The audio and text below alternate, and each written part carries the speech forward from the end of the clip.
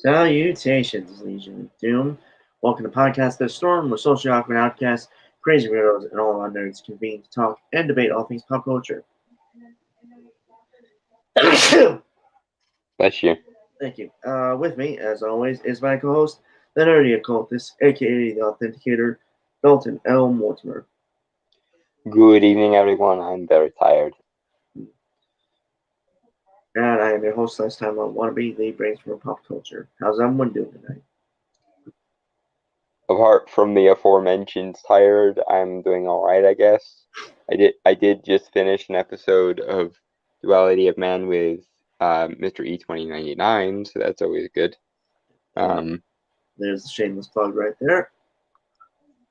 Well, I'm hoping some of the audience that was in the chat for that will wind up on the in the chat here, but I'm not holding my breath because I forgot to promote that I was coming over here afterwards, and that makes me feel like a diphthong. Yeah. So, relatively chill night. We are gonna start off with something stupid. Extremely stupid. Yes, the return of our reoccurring white whale, the In Plain Sight article. Yeah.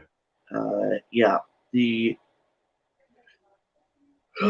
sorry, I am a little tired myself. Granted, I've been up a lot longer than he has.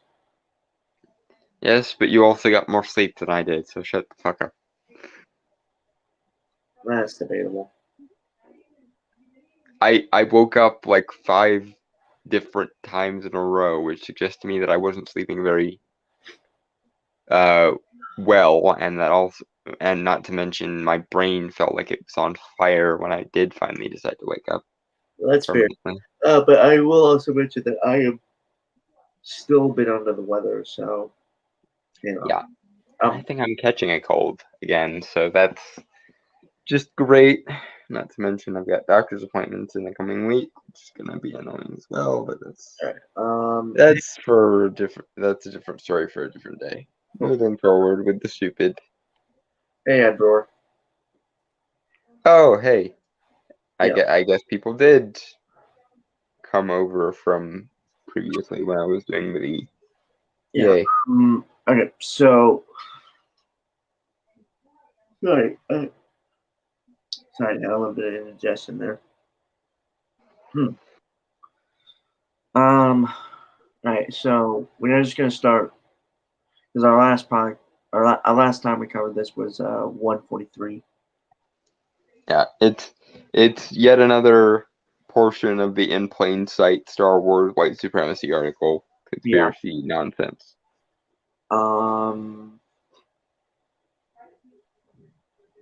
Yeah, the full title, in case you're wondering, and you guys, if you want, which I don't know why you would, the link is in the description down below.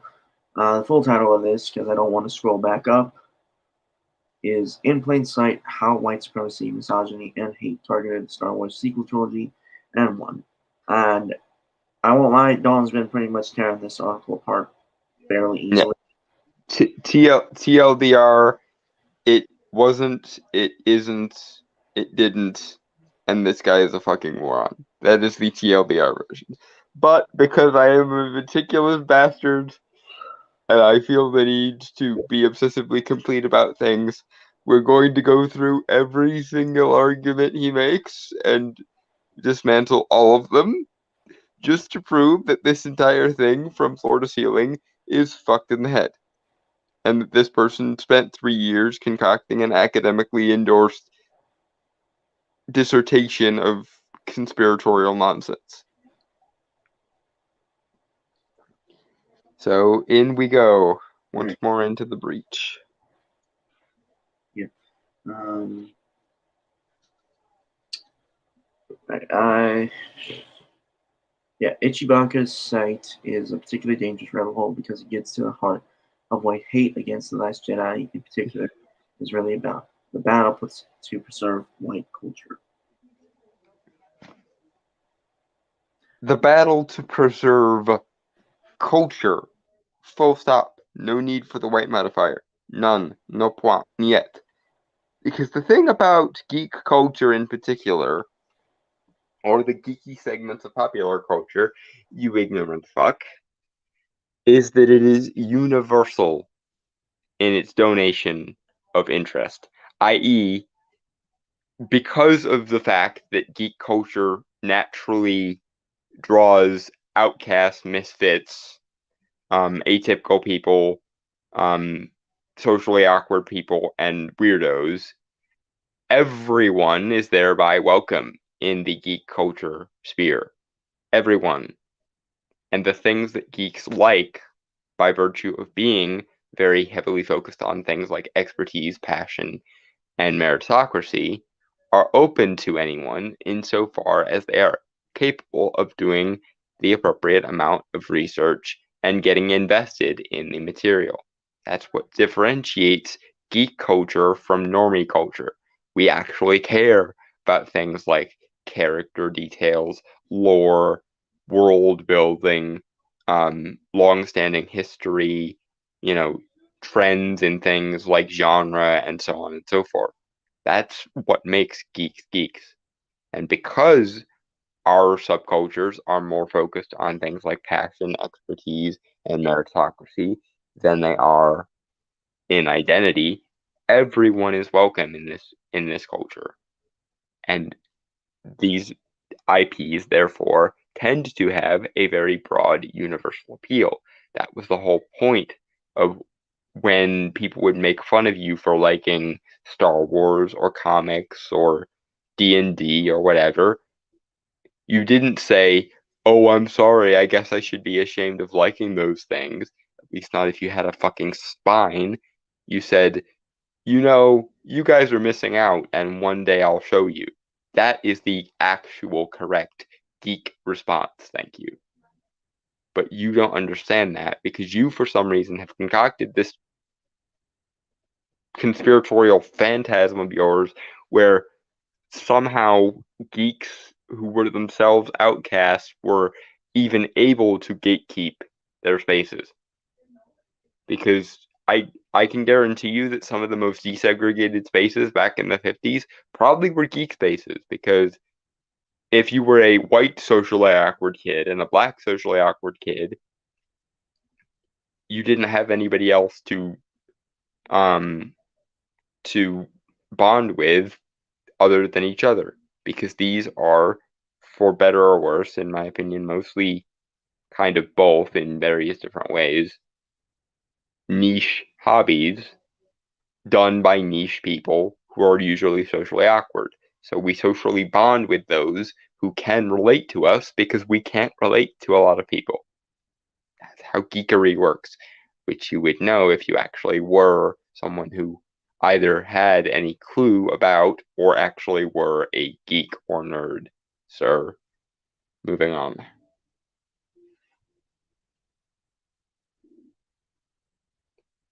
Moving forward unless brainstormer Yeah, left. sorry, I was getting tacos. Ole.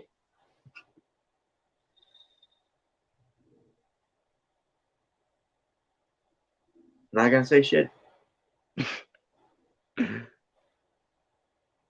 Not gonna say shit, Bubba D.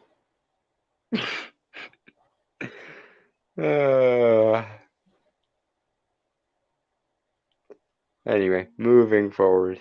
Yeah, in one article, Ichibaka lays out a step-by-step guide, in air quotes, written in conjunction with comic artist Pro Secrets and YouTubers world-class bullshitters about the phases of Geekergate.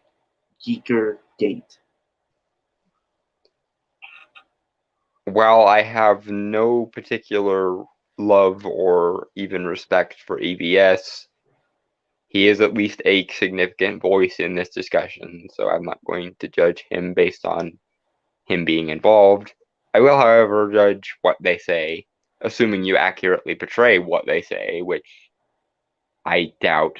I think we've gone through enough of this to suggest that you don't know the first thing about these subject matters, and you wouldn't be honest about them even if you were, probably.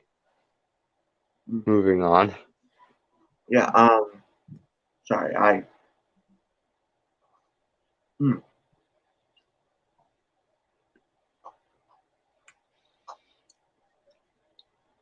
in the guide, Ichi discusses how to effectively push back the SJW hordes when media such as Star Wars, Star Trek, and Lord of the Rings begin to push established IP in a more diverse direction. Diversity is not and has never been the issue.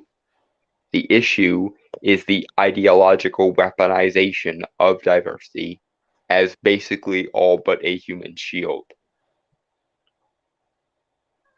Up to and including telling people who are in these identity groups that they aren't actually in these identity groups anymore because they have internalized self-hatred or some shit.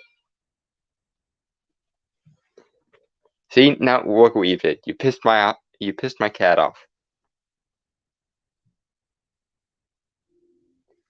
Anyway, point being, you don't have a monopoly on diversity, first of all. Second of all, diversity has never been the issue. The issue has been the weaponization of diversity for ideological and moralistic ends. And number three, as per usual, I must point out that speaking as one of the multi-level, diverse identities that disagrees with you, sir, there are people within these subcultures that are part of these identities. Okay, there are black Star Wars fans who dislike you. There are gay Star Wars fans who dislike you. There are female Star Wars fans who dislike this shit being pushed in their favorite IP, and that works for every aspect of what Itchy and EVS referred to as Geekergate. In every fandom culture, you're going to find people of various different identities that disagree with you, because in geek culture, we don't give a shit about identity. We give a shit about interests, expertise, passion, and merit. If you have interest, expertise, passion, and merit, then nothing else matters. Literally. Because geek culture has always been about being the catch-all net for atypical people who still have skills or merits or interests. I can't believe I'm about to say this, but I guess it's because Christmas is fairly recent in as we're recording this. Geek culture is basically the island of misfit toys. When you get right down to it, from the fucking Rudolph Rankin and Bass special, and you're looking at that ideological island of misfit toys and going, but some of these toys aren't the right color, therefore they're wrong. Derp. That's what you're doing. You are the asshole who would seriously roll up into the island of misfit toys and segregate it based on the type of toy that the thing was supposed to be. Moving forward, though.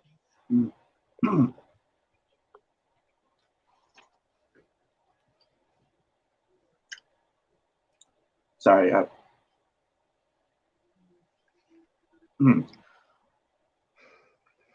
In the article, the alt-right is referred to as the customer base, in air quotes, while anybody who vocally praises representation in media as an SJW. Okay. Sorry. Finish the sentence and I'll say my piece. I mean, that was the end of the sentence. I was just reading the next sentence. Okay. Well, number one, as much as I dislike EVS, and I do, and as much as I have no idea who Ichibaka is, I don't, I very much doubt that they would ever refer to the alt-right as their customer base, because the alt-right is a vanishingly irrelevant, collapsed niche within a niche within a niche subculture that most people on the internet independent media circuit make sport of making fun of because they're incompetent, childish supervillains or wannabe supervillains. Secondly, once again, diversity is not and has never been the issue. The issue is the ideological weaponization of that term and that concept for the purposes of deconstructionalism, postmodernism, poststructuralism, and what can generally be classed as Hegelian or Frankfurt School ideologies, i.e., the notion that art is entirely subjective and that there is no such thing as intersubjective or objective merit to art, that it can be judged on in rational terms. The idea that everything is just an arbitrary social construct and we can make anything anything. And if you have a problem with that, then you're an immoral person. That whole rigmarole is what people generally have a problem with. But yes, as much as I dislike him, EVS does pander to as many groups of people as possible.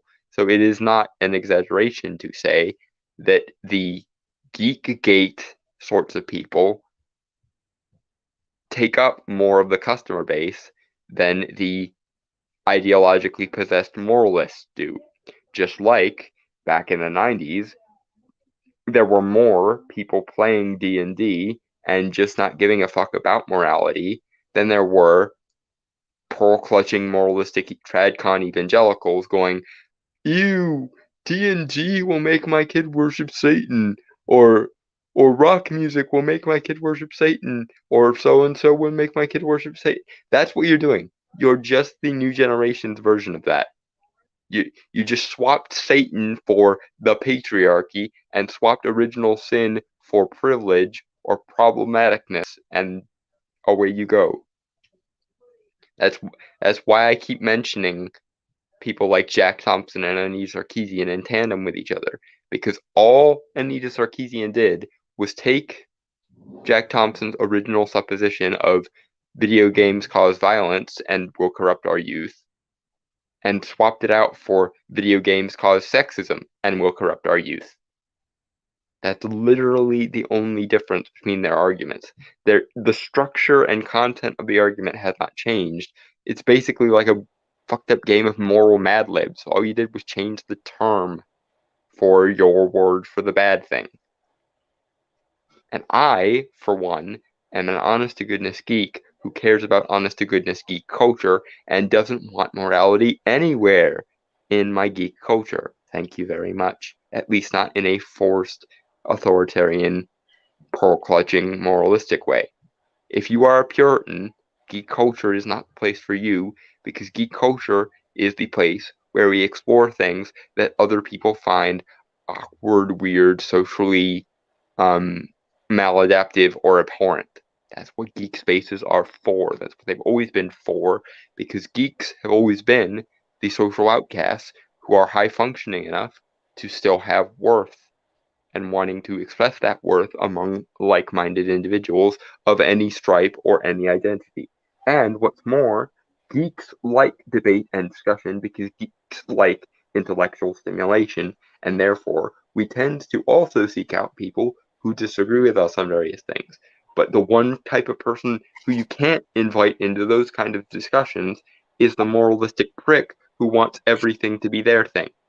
The Jesus freak who wants everything to be the Bible and nothing to be outside the Bible is not welcome in these discussions for the exact same reason the gender studies professor is not welcome in these discussions, because they want to make everything about gender studies and critical theory and the Frankfurt School and yada yada yada. And they will not brook any dissent. If you give them an inch, they will take the entire goddamn hobby. You moron. Moving on.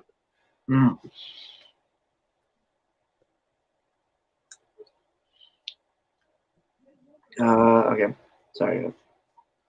My mind blinked there for a second. I don't know why. I think I might have rambled a little bit too much. That's probably why. Moving on. Yeah, I was also eating, so.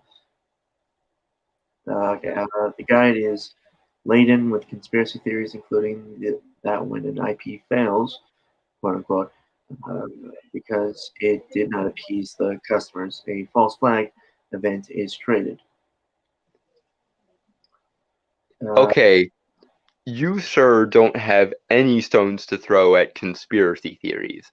This entire article is nothing but a series of conspiracy theories adapted onto each other. And quite frankly, a IP fails because its customers were dissatisfied with the product is far less conspiratorial than our product was targeted by bad people and the truly valid or truly decent people did like it. They're just being drowned out by all these evil people that we swear exist totally.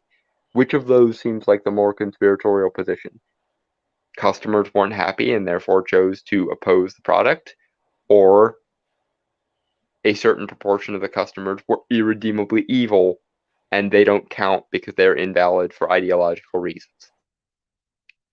Because where I'm standing, that second one is sounding way more convolutedly conspiratorial than people didn't like a product and therefore chose to either A, not buy the product, or B, actively oppose the products.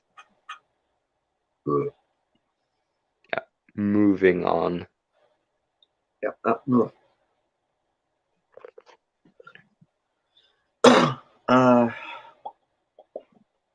According to Itchy, the false flag brings in a woman or member of the LGBTQ plus community to act as if they have been harassed.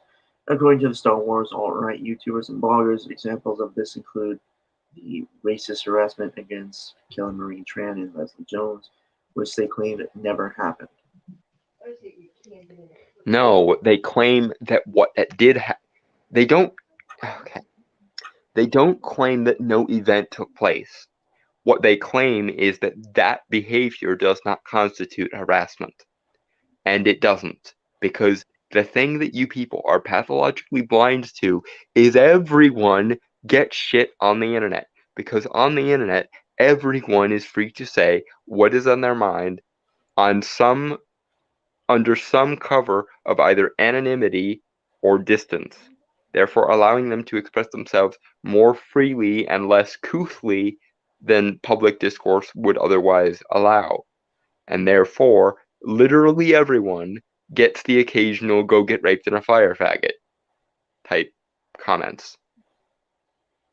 It's just trolling because people have dark, twisted, or childish senses of humor, and when they get annoyed or exasperated with something, they say so. That's the difference. We're not arguing that these events never happened. What we're arguing is that what events can be shown to have happened do not constitute harassment. The other side of that, however, is given that the evidence presented does not constitute a reasonable definition of harassment, if you want to claim harassment, you have to demonstrate more egregious examples of it. And then, usually what happens is the person claiming to be harassed refuses to present any evidence of the so-called harassment. And then people get annoyed and start to wonder if the so-called harassment is just someone taking undue offense at something that happens to literally everyone on the internet, because they don't know how the internet works. And usually that ends up being the case. But the difference between these type of people and the average internet goer is when the average internet goer gets the occasional go get raped in a fire faggot sort of messages, we either laugh it off, make fun of the person for being a cringy dipshit, or just go do something else for their lives. When these people get those sorts of messages, they take moralistic and authoritarian affront to it, a la Helen Lovejoy, i.e. the "won't somebody please think of the insert morally superior demographic here?" And that's what starts the opposition, because when you take normal everyday behavior and turn it into some moral wrong, you start advocating for things like censorship or the co-opting of an entire medium of art and people who like that medium of art to be free of moral restriction, just like they were in the 90s, take exemption to that. Anyway, moving on. Yeah. The guy concludes that the push for representation in media is a conspiracy that is meant to destroy franchises. Once franchise has failed because it did not listen to the customers and keep the franchise away from the influence of women, LGBTQ plus, and people of color, the SJWs move on to the next franchise and repeat the process. Okay, and again, I must point out that some of the people that you are erroneously calling alt-right in this instance are people of color, women, LGBTQ, and etc. This is what we're trying to tell you. We don't like the kind of pandering you choose to do to us because we don't like the notion that all people of a given demographic are some platonic hive mind. And what's more, the operative word in that sentence was not diversity, it was push. And we know that it's designed to destroy at least the norms and traditions and merits of a given franchise because the people doing it will literally admit to doing as much. Rian Johnson literally said, I never liked Star Wars. I wanted to turn it on its head. People like Heather Antos and Max Saggio literally said they wanted to tell a story that put the old characters in their place or gave the spotlight to more quote-unquote diverse characters. People literally will cite people like Marcel Duchamp or Jacques Derrida or Michel Foucault or people who or critical theory or deconstructionism. They consider subversion of expectations to be a moral virtue. They admit to these things, either directly or by implication when you compile them with every other thing they've said similar to this. So you can't say it's a conspiracy to say they want to destroy franchises when they basically admit to wanting to deconstruct or subvert them. They just don't realize that by deconstructing and subverting, what they will end up with is a destruction because they don't care about the original value of a piece of art because they operate under an art school mentality that largely has its roots in the Frankfurt School that suggests there is no such thing as intrinsic value to art or even intersubjective value to art, that art is entirely empty, that moralistic nihilism, as paradoxical as that is the correct route to go because that allows you to instrumentalize art and culture, i.e., art doesn't have value for its own sake, it only has value for what you can do with it. And people will admit to believing this, almost word for word. So you don't get to say, they don't realize they're destroying shit. They're just too cognitively dissonant to understand that when you assume something has no value and actively try to undermine it, you will wind up destroying it. Just like if you tack a frog down to a petri dish and then start rooting around it, dissecting its insides, you're probably not going to end up with a live frog at the end of it. Well, if you change or subvert or invert everything about a piece of art, surprise fucking surprise, whatever energy, whatever value, whatever conceptual worth it has is going to eventually be destroyed. And if that is specifically your goal, to deconstruct, to subvert, or to critically examine, quote unquote, and change the fundamental meaning of a piece of art, you can't be surprised when you're successful at doing that and the art is no longer worth anything. Art isn't valuable for simple consensus reasons. Art is valuable because value, whether you like it or not, at least on a logical level, does exist. Moving on. The process, Ichi asserts, is all part of the cultural civil war.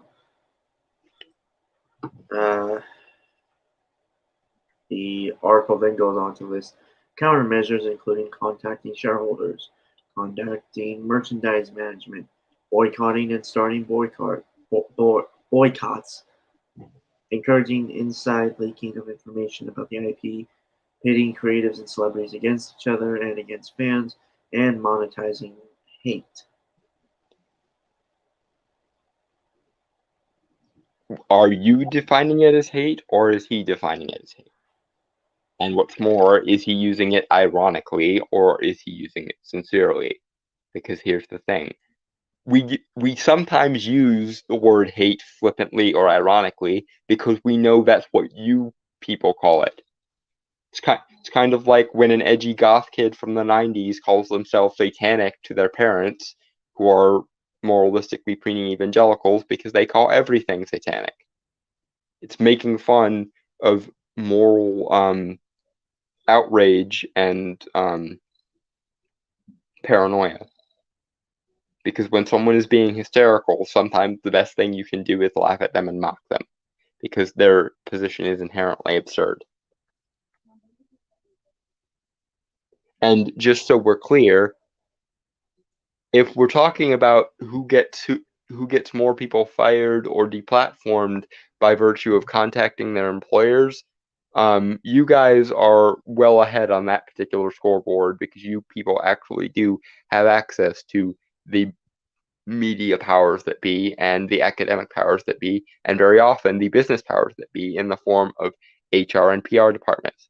Hell, they literally marched on Netflix's HQ because of Dave Chappelle's special, and it was the counter protesters, i.e., the people defending Dave Chappelle, that ended up being vilified by the media and accused of having a weapon, even though all he had was a sign that one of the protesters, i.e., the people protesting Dave Chappelle, broke, and then accused him of having a weapon, even though they're the one that broke it into something that could be said to resemble a weapon. You morons. Moving on. Right. Okay.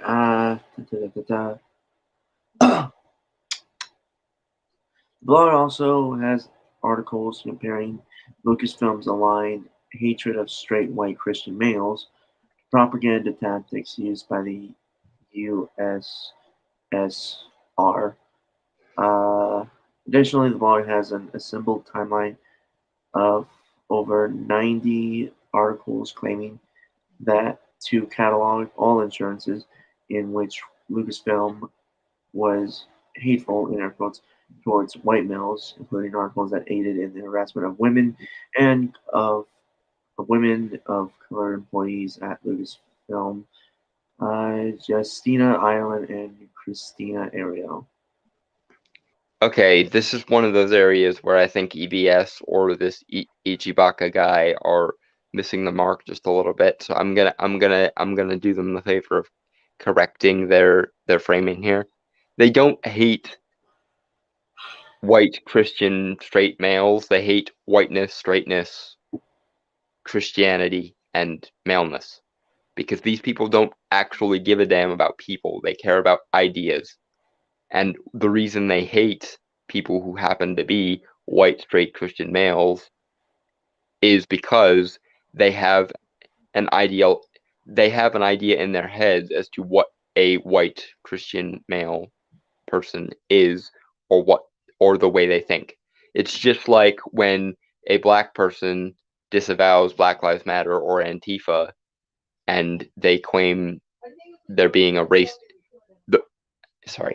and those very same BLM supporting people claim that that person is an Uncle Tom or is internalizing whiteness, because in their mind whiteness is not a color, it's not a race, it's It's a set of ideas. It's a framework. It's an idea. And if you end up serving their definition of what whiteness is more than you serve their definition of what blackness is, then you get accused of having internalized whiteness if you happen to be black. So no, they don't actually hate the people involved. They consider people to be mostly ideological puppets. They hate the ideas that those people represent. That's the fundamental translation error here. It's not the whiteness, straightness. It's not the white, straight male characters they hate. It's the fact there are characters who represent, in their minds, whiteness, straightness, or maleness. And incidentally, they don't really like minority characters either because they see them as extensions of ideas like gayness, blackness, or femaleness. That's why all gay characters that come out now end up being hyper flamboyant, effeminate stereotypes like when Iceman came out. The I'm super, thanks for asking variety. It's why they had to turn Blade into Bill Cosby for a couple issues there. It's why it's why you can't have a black character who doesn't speak in BLM speeches anymore. It's why in American Gods Season 2 they turned a Nazi from a god of stories to a god of BLM, basically. Because they care more about the ideas of what they think blackness and gayness and those sorts of things should be than they will ever care about the actual people involved. That's why they can claim you're just internalizing whiteness or internalizing straightness or internalizing maleness. Because they think of those things as ideas that puppet people around. They don't see people, they see puppets and ideas that control those puppets. Moving on. Yeah. All right. Excuse me. The hate found within this blog and its mission to protect culture for the true customers of the IP echoes the thoughts of Michael Thompson, Paul Kersey, within the pages of Vidaire. I don't know who that is. I have no idea who that is either. But generally speaking, the people who actually have investment in an IP do have a tendency to be more stable and reliable customers and more high yield customers, i.e., not only are they consistent spenders on a given IP or hobby, but they also spend more when they do spend money. Whereas the moralistic social justice advocates, because they see art as nothing but a means to an ideological end, don't really like or care about or get invested in an IP, and therefore see no reason to actually spend money on it. Not to mention that a lot of them hate capitalism, and therefore even find the notion of spending money to be annoying. Moving on. All right, yep, give me 1 second to scroll down a bit. All right, yep, all right. Shortly after the release of The Last Jedi, Thompson continued to push racist hate against the Star Wars sequel trilogy. In an article entitled The Last Jedi, Are Whites Getting the Message That Disney Doesn't Want Them? What now? What was the title of the article? Did I cut out? Yes. Okay. The Last Jedi. Are whites getting the message that Disney doesn't want them? Well, considering that Kathleen Kennedy all but came out and said the Force is female, and that the previous lore of the EU was irrelevant and that they weren't going to pull anything from it, and that Rian Johnson said that he literally wanted to subvert what Star Wars was because he didn't like what Star Wars originally was, and he saw it as a tool for subversion and the subversion of expectations. I dare say a lot of fans of every race, color, and creed got the message that fandom and people who had a strong investment in the fandom were not wanted, especially because around this time, a bunch of people wrote a bunch of quasi-journalists came out and said the classical notion of things like fandom and geekery are toxic and expressions of toxic masculinity, usually. So maybe I would imagine a large percentage of people in that subheader probably were white, but it wasn't just whites who got the message that they weren't wanted. It was anyone who bothered to care, unironically, about the Star Wars IP. Because every time someone who cared about the Star Wars IP went, that makes no sense in the lore, that contradicts previously established canon, that's an out of character reaction, the new characters weren't well constructed, you're belittling or diminishing the importance of the previously established lore, characters, and world. Whenever you say something like that, you get labeled as a toxic fan, and usually because these ideas overlap with each other quite a lot in the people who accuse you of them heads, it's one hop, skip, or jump from you're a toxic fan because you actually want unironic investment to you're just a toxic man to you must be a white man to white men bad, basically.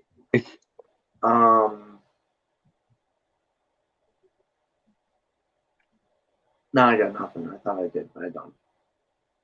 Okay, moving on. Okay. Thompson writes. I really need to clean these glasses. All right. The left dominates the culture, but it does not yet completely control it. Hints, for example, the war on Christmas resistance, Gamergate, and of course the election of Donald J. Trump. Now, Star Wars episode 9. Okay, this guy. Not 9. This 8. Episode 8. yeah, this guy is a bit of an idiot because I hate to be this guy, but the historical facts are the historical facts, so I'm gonna have to do it. And it's funny because we just got through with December, but the people most responsible for the war on Christmas were Christians, specifically hardcore Protestants, because there were too many quote unquote pagan secretions in the celebration of Christmas. And it wasn't in the original Bible, therefore it wasn't Christian enough. So you can take this Oma war on Christmas shit and shove it up your ass because you guys did it first. You want to bitch about the war on Christmas? Take it up with Oliver Cromwell and Governor Bradford from Plymouth, because they literally did straight up at one point outlaw Christmas, Halloween, and Easter. No, it's the war on Christmas resistance. Yeah, but he's listing that among the anti-SJW causes, therefore blaming the SJWs for the war on Christmas. And that's where I'm going to have to draw the line, because if you're looking for a war on Christmas, you're going to need to look at Christianity for it, because, again, Oliver Cromwell in particular, and also Governor Bradford from Plymouth, literally did outlaw Halloween, Christmas, and Easter because they were too pagan, and they were considered to be one of the things that corrupted the Roman Catholic Church. All right. Yeah, now Star Wars Episode 8, Last Jedi, released in mid-December to resounding applause from mainstream media reviewers, is tanking well behind the 2015 Star Wars movie, The Force Awakens. Wait, the movie came out in 2015? I thought it was 2016. No, it was 2015. Wow. Yep, time moves fast. And here we sit in 2022. January of 2022. Oh my. Huh. Okay. May not be a border wall, but it's something. I don't know how to... Yeah, this Mike Thompson guy strikes me as the worst TradCon idiot you could find. Hey, yeah, I got nothing to respond to that. I got nothing.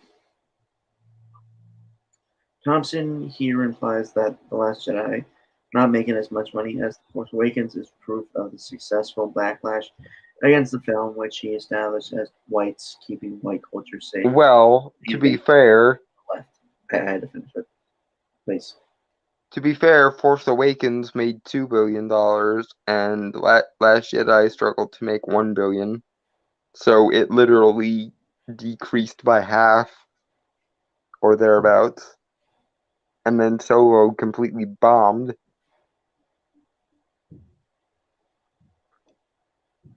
So it is a pretty safe bet that at least the boycott did something. I think the way Thompson chose to frame it is stupid, but the way you're choosing to frame it is even more stupid, so I'm just judging on the wrongest things being said, and that's still whatever the fuck your name is that wrote this article to begin with.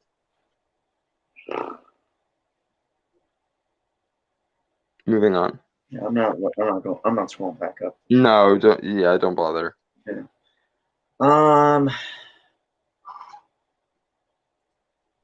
Yeah. Bless you. Thank you. Ah. That sounded like it took off your nose with it. Nah, like it's in my like. I can feel like it reverberated against my breastbone. Ah. Is that what it's called? Yeah. Yes. Okay. Yeah, like right there in my throat too, like right in that area. Mm-hmm. Like you ever? I know. The nasal equivalent of cannonballs, but that's neither here nor there. Right. Thompson continues. As the culture war changed to being overly anti-white, so the good guys of Star Wars became more diverse and non-white. Okay, that's. I mean, there's some credence there, but also, Yeah, there's some truth there, but it's very poorly framed because he seems to be hyper focusing on the whiteness thing. And if we're being entirely honest with ourselves, the first inroad was a feminist inroad because, quote, the Force is female now, unquote. And most of the problems were not with Finn, but with Rey, who is a white bitch. So I think race might be barking up the wrong tree. Granted, any identity is barking up the wrong tree at least a little bit, but you'd be more accurate to say that the first kind of salvo in the culture war was a feminist one rather than a anti-white one. The anti-whiteness came later because intersectionality requires a further dichotomization of all identities, not just gender. Moving on, though. yeah. Okay. Indeed, the multicultural, diverse band of seemingly social justice space warriors, a pink-haired Laura Dern assuming control of the resistance forces, is perhaps a gratuitous embodiment of the left in 2017. Okay, he's not wrong there. He's not wrong there. Yeah, although I find it kind of funny to call anything these people do multicultural, considering that they basically want a one world culture and they consider nations to be problematic. It's gonna be really hard to maintain multiculturalism when you have a single monoculture, is all I'm saying. Anyway, moving forward. Yeah. Occupying a galaxy far, far away, was clearly a primary selling point to MSM reviewers. Oh, mainstream media. Mm. One of the last to understand the new racial hierarchy is Luke Skywalker himself, the actor Mark Hamill. He has very publicly denounced the new direction, saying, "I fundamentally disagree with virtually everything you've decided about my character." Obviously, Hamill does not understand that the blonde, blue-eyed Jedi Knight he portrayed on film is unacceptable in a more tolerant SJW-approved world. Wait, Luke is blonde? And the I thought original, he was just a thought he was just a very light brunette. And yeah, this Mike Thompson guy is focusing way too much on race. Yeah. I mean, in the Not saying race isn't at least somewhat tangentially a factor here, but these ideologies encompass basically all kinds of identity, not just race and not just gender. So it's sort of weird to hyper focus on the whiteness thing. yeah. Because they still made Finn look like an absolute bitch in comparison to Rey, so clearly his blackness didn't save him. And nor does her whiteness make her any more human or less competent. Moving forward. All right. For the record, I think in the original movies, yeah, he's blonde, more or less. Not like super blonde, but I was gonna say, because I always assumed it was just a very light brown. at least in A New Hope, he was blonde. To my knowledge, to my memory. Okay. I'll just chalk that up to the lighting, but if you knew anything about how George Lucas designed, for lack of a better word, Star Wars, you know he was not thinking in racial terms. He was thinking in Joseph Campbell / Carl Jung terms. So it really doesn't make any difference. And also, are we forgetting the fact, like, not to say the stupid Star Wars was always diverse thing, but are we forgetting the fact that humanity writ large is a minority in the Star Wars galaxy? Like, racial diversity and gender diversity is all but irrelevant when you consider species diversity. It's why I find this new diversification push so frustrating, because it's like you're hyper focusing on the diversity in the human race when the human race is not even the most diverse thing in this universe. Like, when you have diversity based on species, it's a little bit of a step backwards to hyper focus on diversity of gender and diversity of race. Moving on. Yeah. Okay. The fact that Americans seem to be tuning out and rejecting this message is cause for hope. That I will agree with. Not in the context of what he's saying, obviously. Yeah, not specifically in the context of what he's saying, but the Frankfurt School deconstructionalist, postmodern Hegelian claptrap bullshit that says art has no intrinsic or even emergent value. It's just based on subjectivity and consensus. That whole shit show, that can get fucked. Yeah. Okay. In other words, as diversity moves into pinnacles of Western culture like Star Wars, white supremacists like Thompson believe that its intention is to destroy the dominance in culture held by white people. I doubt that. I mean, this guy might, because he's a bit of a dense cunt, but in most cases, we don't even consider that whiteness have a dominance of culture to be taken away from, because we don't dichotomize things based on identities. Yeah. And things like Star Wars and geek culture in general have a universal appeal. So there, moving on. Yeah. All right. Diversity in media establishes that Thompson refers to as the new racial hierarchy.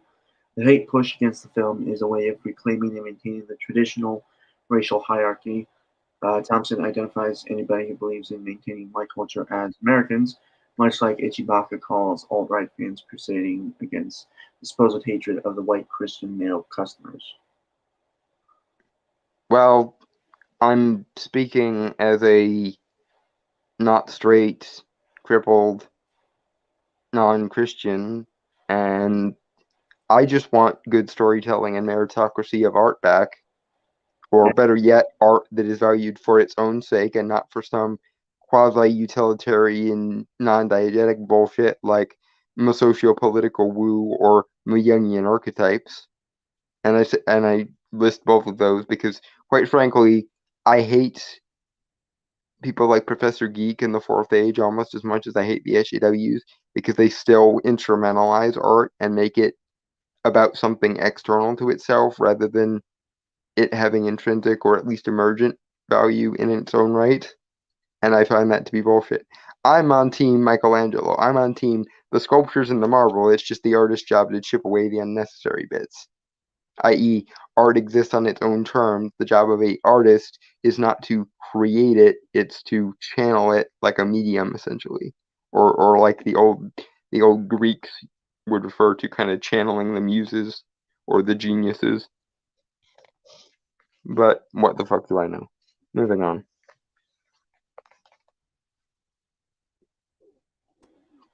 Yeah. So yeah, we're gonna call it there for that, and maybe another month or so, or whenever we don't have something, we'll cover it again. Mm-hmm. It's Uh, our white whale because it's infinitely long and nobody else has the patience to actually go through it. But we'll get there, goddammit. to be fair, I don't technically have the patience. You just you just kind of push me to do it.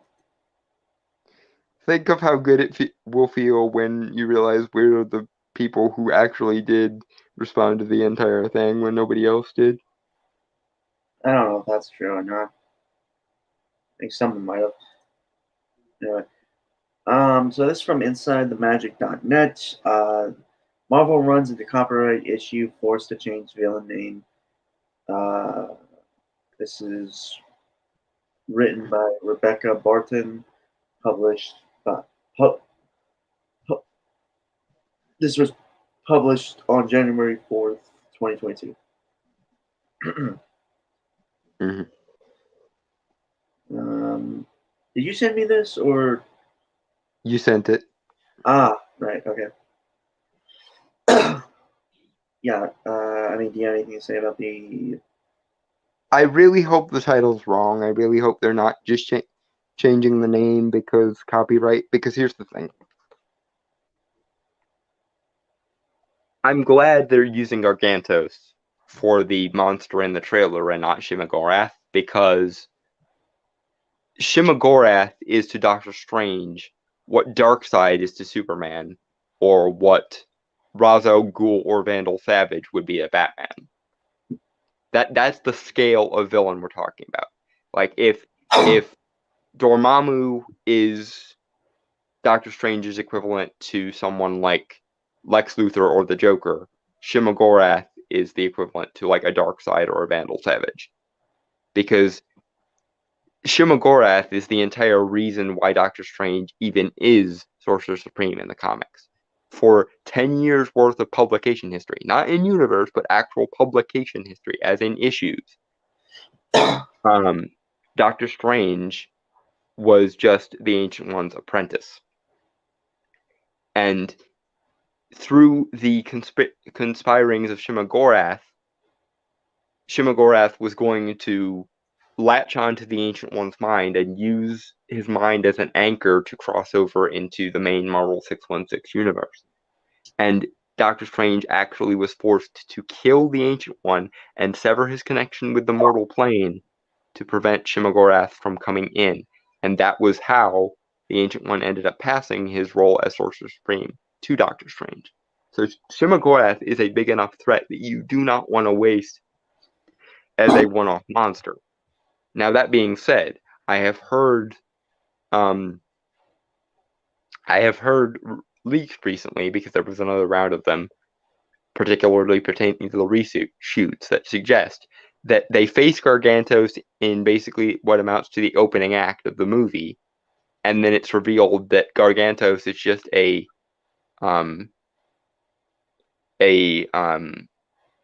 drone for Shimmagorath, which makes more sense to me, and that Shimmagorath is actually going to be the main villain. How they're going to tie Shimmagorath in with the Darkhold instead of Chthon, I don't know, But if they had to replace Chthon with anyone in relation to the Darkhold, I'd much rather it was Shimogorath than Mephisto or Dormammu, because that's where I thought they were going to go, and that would massively depower the Darkhold. So if in this if in the MCU multiverse it turns out Shimogorath is the one that wrote the Darkhold instead of Chthon, then that's fine. Still would like to see him though, because Chthon is one of the only ones that I would consider to be on Shimogorath's level in terms of how important he is to Strange. But I hope it's not.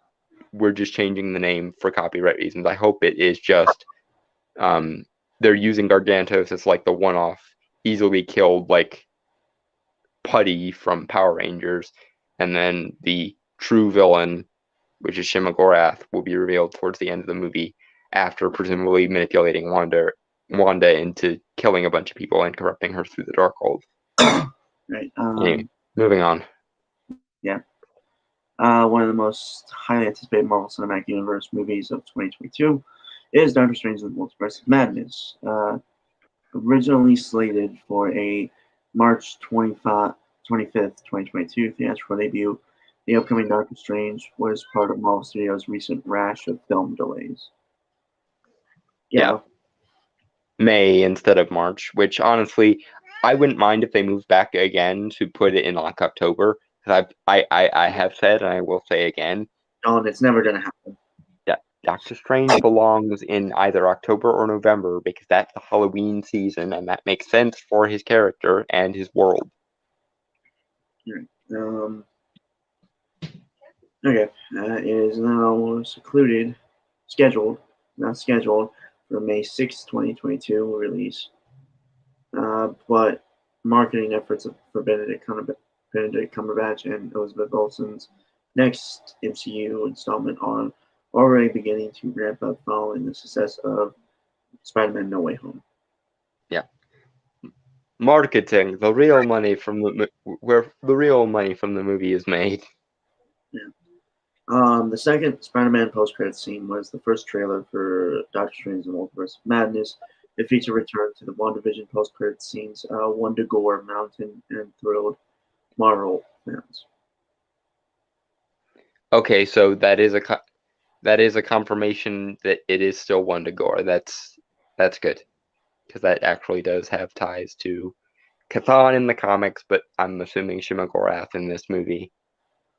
Which, again, I don't mind. It's just I would have liked to have seen Chthon, because Chthon's cool. Right. Now, however, fans have noticed something strange, no pun intended, about a recent merchandise. Yes, it fucking was. Don't lie. It totally fucking was. And I know because I do it too. Moving on. A new Lego set for the Doctor Strange 2016 sequel seemingly features the Marvel Comics villain known as Shimogorath.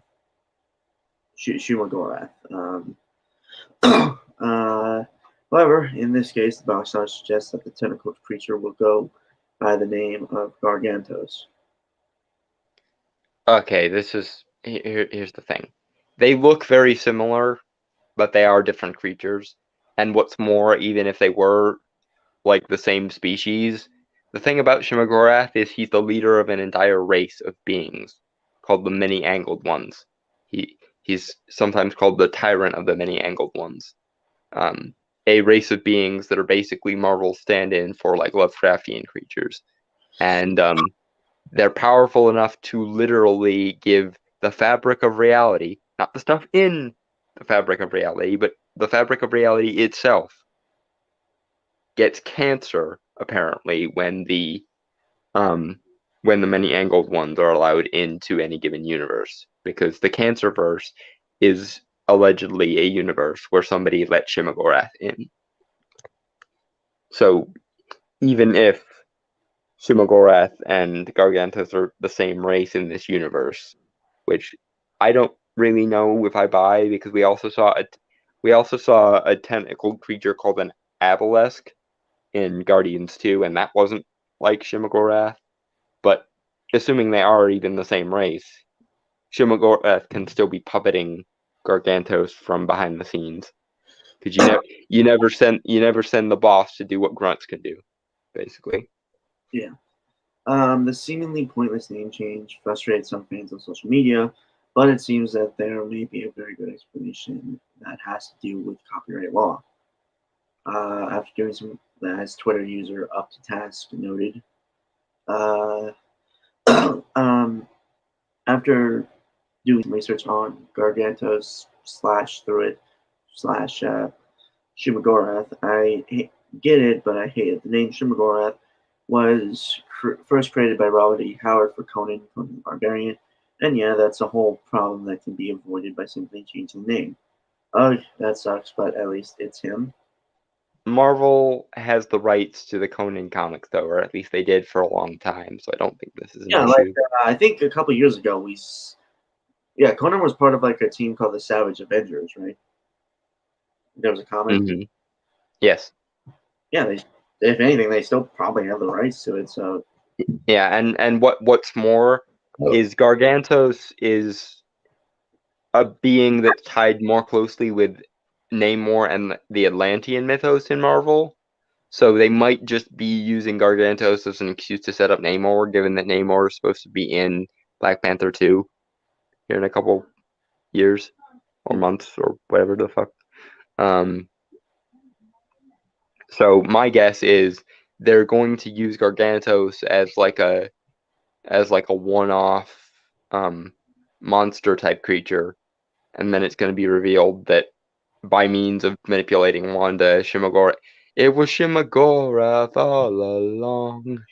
And then in the post-credit scene, we're probably going to see Strange or Wong looking over the remains of Gargantos, and then there might be a reference to the history of Atlantis, or maybe hell, maybe Namor will walk into the sanctum and wonder what the hell is Gargantos doing there or whatever.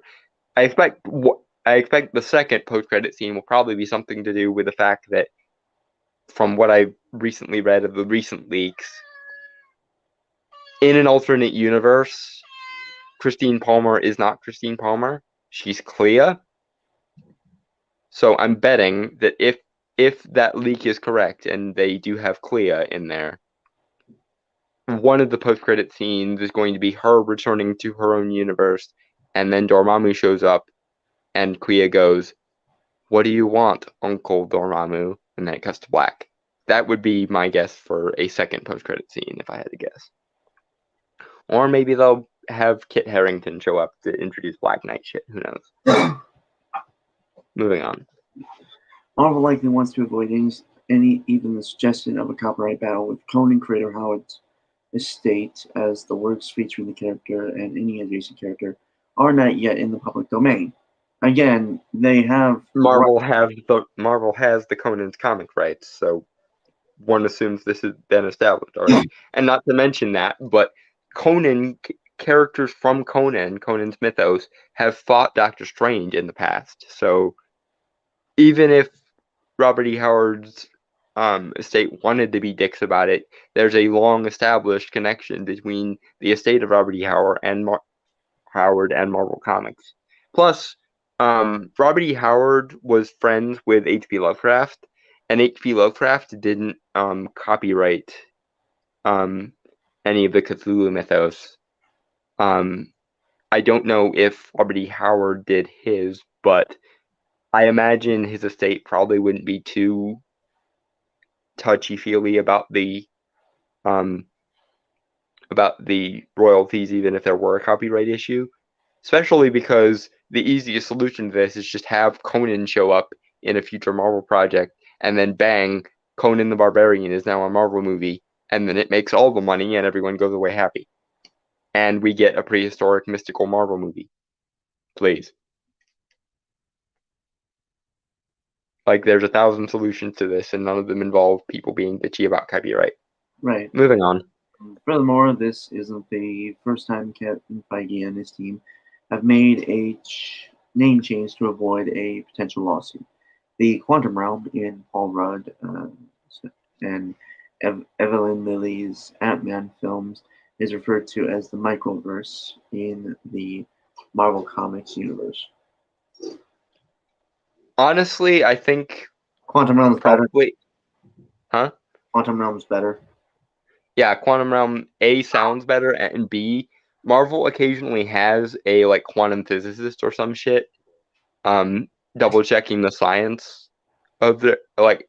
They have an in-house physicist that double checks their science sometimes, and he probably was just explaining to Kevin Feige about what quantum physics was, and somebody came up with the idea of the quantum realm, and it sounded better, so they went with it, probably. The word Microverse, however, is already copyrighted as part of Hasbro Toys' Micronauts franchise. I don't know if that's right. Because I've heard Microverse used many times in many forms of media. Yeah, and I doubt Hasbro is taking a poll every time they use it. And it's being used in a completely different context anyway. It's not like they're calling a franchise the Microverse. They're calling a particular location within a particular franchise within their universe the Microverse. Anyway. Yeah, moving on. So the MCU opted to make the name change. Presumably that is what has happened with the villain known as Gargantos as well. Marvel fans can currently watch Bender convention. Yeah, okay. I still think it's more likely that they're using Gargantos as kind of a one-off villain, then introducing Shimogorath later, then having Namor come in and identify it as an Atlantean creature at the end credits. That seems to me a more likely series of events than Robert E. Howard's estate, who already sold the comic book rights to Marvel for Conan and Conan's Mythos many years ago, getting bitchy about Shimogorath, especially because Shimogorath shows up all the fucking time in the Marvel vs. Capcom games and nobody bats an eye. And let's also be realistic about this. Disney has fuck you money. So if they want royalties to use Shimogorath, I'm sure Disney doesn't mind paying royalties to use Shimogorath, especially given that there basically is no higher tier Doctor Strange villain. Again, if we compare Doctor Strange to Superman or Batman, Dormammu is the equivalent to like a Lex Luthor or Joker, and then Shimogorath is the equivalent to like a Darkseid or a Ra's al Ghul or Vandal Savage. That's what we're talking about in terms of importance to the mythos. Not to mention that Shimogorath has an entire race underneath him, and they're probably going to want to use that later too, so it'd be stupid to just turn Shimogorath into a one-off villain. Yeah. Moving on. Yeah. All right. So this is from GeekTyrant.com. James Gunn on the Marvel characters he wishes he could add to Guardians of the Galaxy, but legally cannot. And again, I must point out that Disney has bottomless checkbooks, so why is this a thing? Yeah, so it's written by Jessica Fisher. It's published January 3rd, 2022. I have not fully read this, so I'm going in here kind of blind. I'm interested to see which characters James Gunn wants to use, and I'm wondering if this article will spur anyone to get off their ass over at Disney and get the rights to these so that he can actually use them for Guardians 3 or beyond. Okay. You would think that with the expansive world of Marvel Comics that are owned by Disney and its sister companies, movies like Guardians of the Galaxy and other MCU titles would, there's a typo there, would have total free reign when it comes to adding in characters from comics past. But that is not 100% fact. Yeah, this somewhat confuses me because I mean they bought out Fox, so that's not an issue anymore. They have the deal with Sony, so that's not an issue anymore. I think the only standing one that I was aware of up until this point was the Universal Hulk thing. Was just okay. According to Guardians of the Galaxy franchise director James Gunn, who is working on the third film due out in 2023, there are still characters who are off limits. In recent Twitter conversation, user Dan Matales said to Gunn, "Please make this dream come true. Bring this to the MCU, even if it's just an Easter egg on Guardians of the Galaxy Volume 3," and added a photo below, which is Rom Space Knight. Hell yes. I want Rom, and more importantly, I want the Dire Wraiths. Because the Dire Wraiths are fucking cool villains. No offense to Rom. Rom's cool too. It's just I really like the Dire Wraiths, especially because they cross over with a lot of shit. You know, in Avengers Earth's Heroes, there were actually plans to have Rom in the series before it got canceled. In the immortal words of Nick Fury as he was getting dusted, motherfucker. And yes, I know that was just Sam Jackson being Sam Jackson, but I'm making it thematically appropriate, goddamn you. Yeah. Honestly, I would love to see adaptation of the Rom costume or armor. So, Rom's mythos is just so fucking cool. yeah. And he's one of the more unsung heroes of the like expanded Marvel canon. So I want Rom. Although I think, well, Hasbro has the immediate rights, I believe. Again, Disney, break out the bottomless checkbook if you please. Because I remember IDW did like a comic of Rom Space Knight a few years ago. I didn't check it out. Yeah, because Marvel wasn't doing anything with him. Yeah. Which is annoying because if they hadn't, if Marvel actually did have the rights, they could have probably made the Empiricule, the ones that killed off all the magic in the Marvel universe that one time, into like a zealous sub race of Dire Wraiths, and that would have been cool. Yeah. Gunn responded to the plea saying, "Alas, I cannot, as Marvel no longer holds the rights to Rom, just to some other Space Knights and parts of the story created in the comics. Otherwise, believe you me, old Toaster Head would probably be in the Guardians by now." God damn, I love how obviously in touch with geek culture James Gunn is, and sincere about it. A little weird, kind of edgy, but does seem genuinely interested in doing this stuff. Yeah, he's a geek though, so I will take it.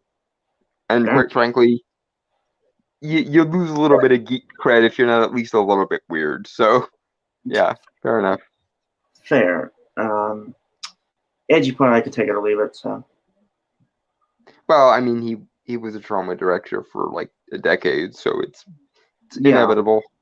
Yeah, that's fair. Follow-up tweet from Gunn also confirmed that the Marvel character Bug, another fan favorite that at one point was part of the Guardians of the Galaxy in the comics, can't be on the team since his legal standing is complicated as well, having been part of the Micronauts series originally. For those unaware, both Rom and Micronauts are owned by Hasbro and were originally in Marvel Comics due to a licensing deal that has long expired. Yeah, I don't really care so much about Bug, sadly enough. I don't know who it is. But Marvel and Disney pay to get Rom back. I want Rom back. Although I remember Marvel did Transformers G1 comics, and so it kind of makes me think. Yeah, dude, Hasbro, what the fuck is taking so long? Gives us the Rom. Well, not that, but like, because the Transformers comics that they did originally, which were like, for marketing reasons for the cartoon, Mm-hmm. those had crossover with Marvel heroes. Yeah. like Transformers in the MCU, but not like Michael Bay Transformers, obviously. But Yeah. I think that'd be cool. Yeah. As long as Michael Bay is nowhere near it. Get Travis Knight. He was the guy that did Bumblebee, right? Yeah. Yeah, he'd be good. Yeah. It doesn't seem like this is a deal that is anywhere near changing, and I'm sure Gunn has plans for the remainder of the Guardians story. It doesn't include any characters or storylines that aren't currently possible. But if Gunn had free reign over any character in history, who would you like to see join the Guardians of the Galaxy in their final romp through the universe? Rom. Besides Rom, Don.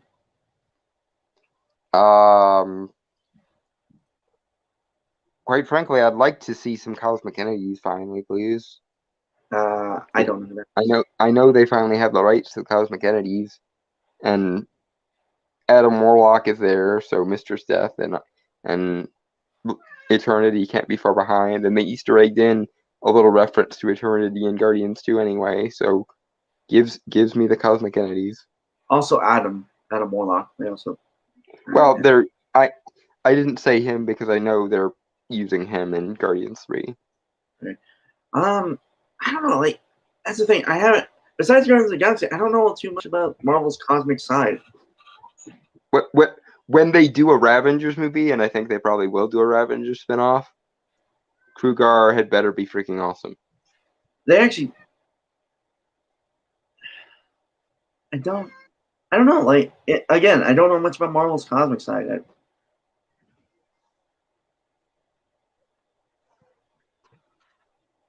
I mean, there's plenty they could do. I'd like to see Nova get added at some point, but dude, yeah, like they have introduced the Nova Corps, not exactly the way it is in the comics.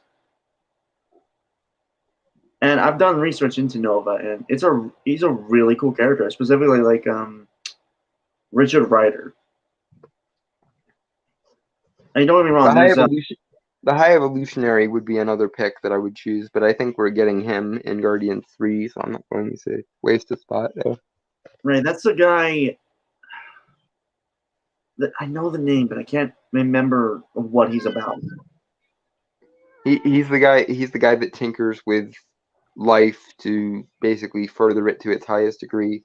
Created Rocket. High Evolutionary, yeah, that makes sense. Yeah. I remember him from that Spider-Man Unlimited cartoon, from the 90s. Yeah. It's a really good show, actually. Mm-hmm. No, what's weird is I could totally see Venom being part of the Guardians of the Galaxy because I know in the comics he's been part of it. Like Agent Venom, Yeah, maybe not yet, but eventually, sure, I guess.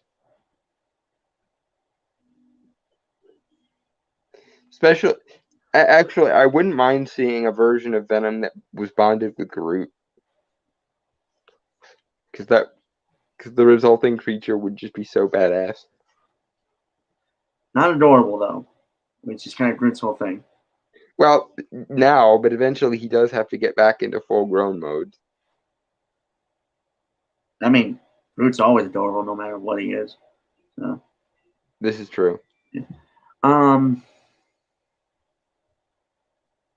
Yeah, the whole thing with Nova, if I really had to pick, just based on my limited knowledge of Marvel cosmic stuff, heroes, Nova, and again, specifically Richard Rider. I'm aware of Sam Alexander, but the research I've done on Richard Rider, he seems like a really cool character and a lot of potential. Like a galactic Spider-Man kind of deal. With and I mean, they already fucked up MCU Spider-Man. So if I need a hero that grows into something, like growing up kind of deal, give me Nova. You might be pleased with No Way Home. I'm just going to throw that out there. The fact that it's that the first trilogy of that character is an elongated origin story does somewhat piss me off, but that's for another time.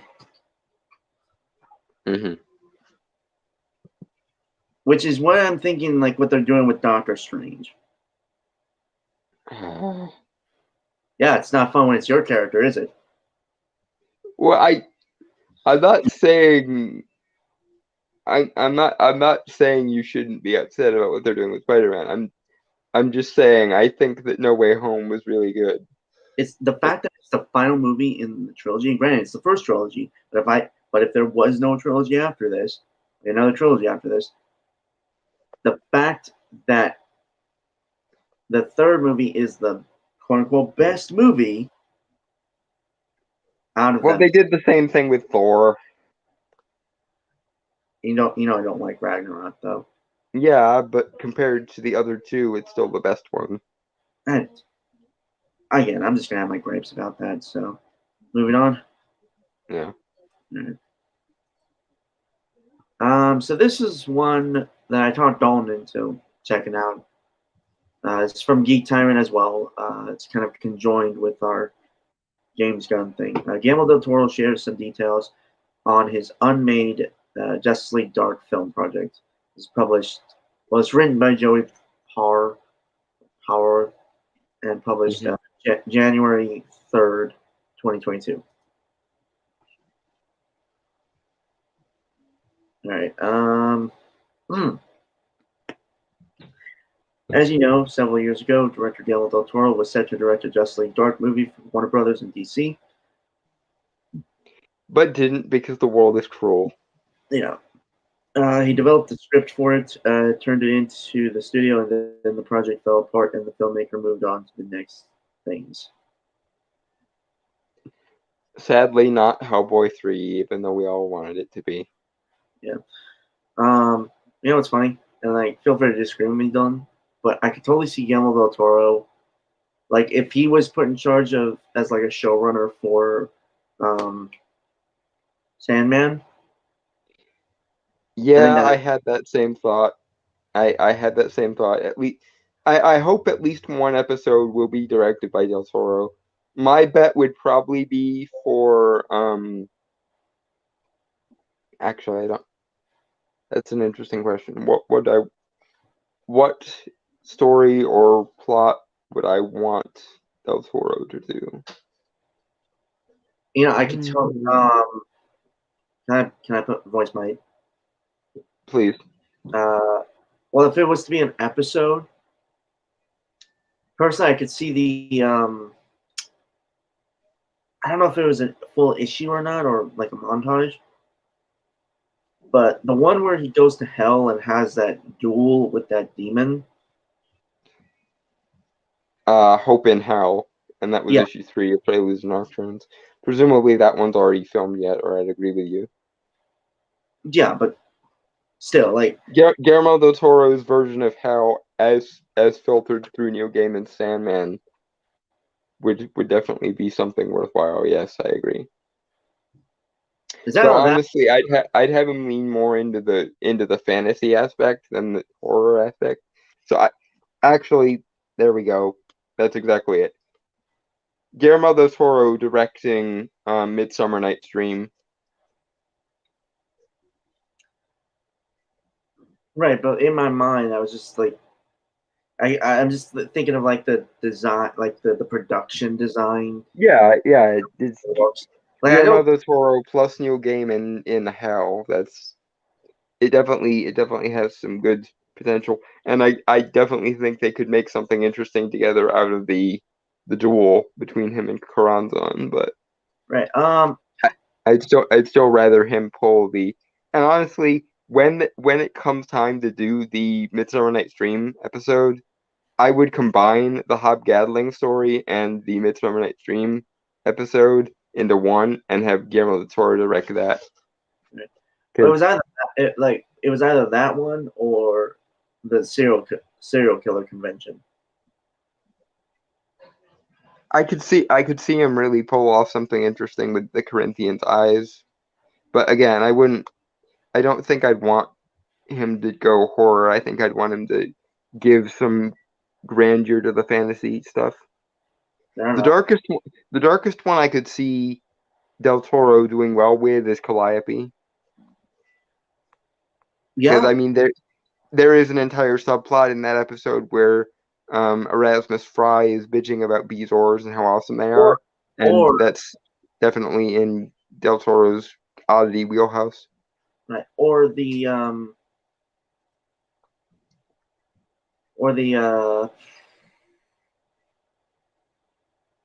like two just came to mind.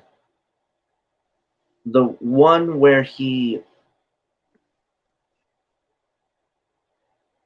Dream entertains a bunch of people who are trying to offer him things to get the key to hell.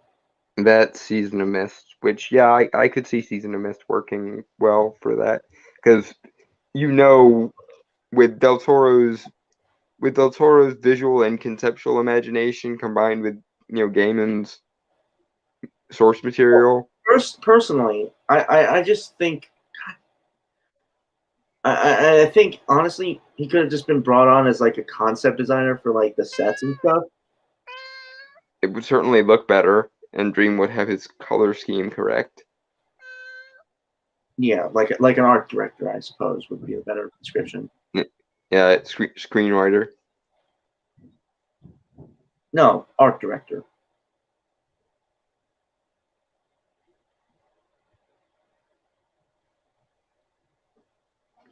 Like if they didn't want to bring him on as like a writer or anything, like art director, I could totally see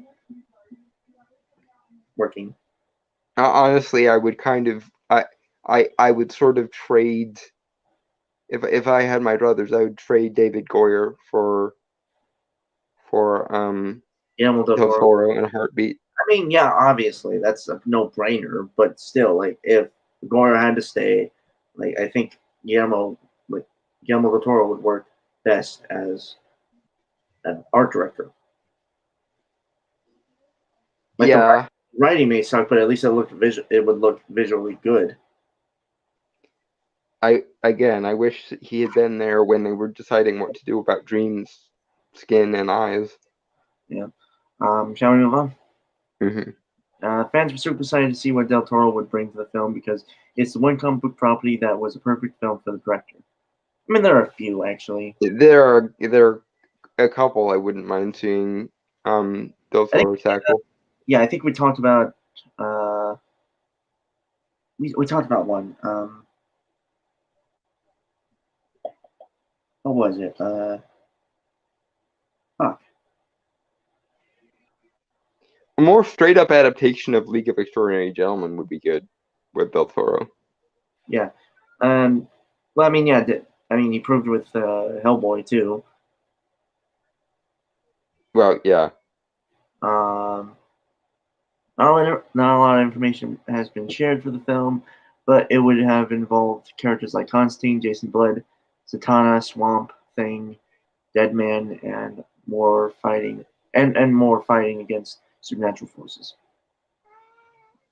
Well, yeah, that is the base premise of Justice League Dark. Um, there's some like fantasy comic series that he could really excel at. Fables might be interesting. Yeah. Elric of Melbourne, I would pay handsomely for if Del Toro did it. Oh yeah. But like I think keep the aesthetic they used in the Roy Thomas comics.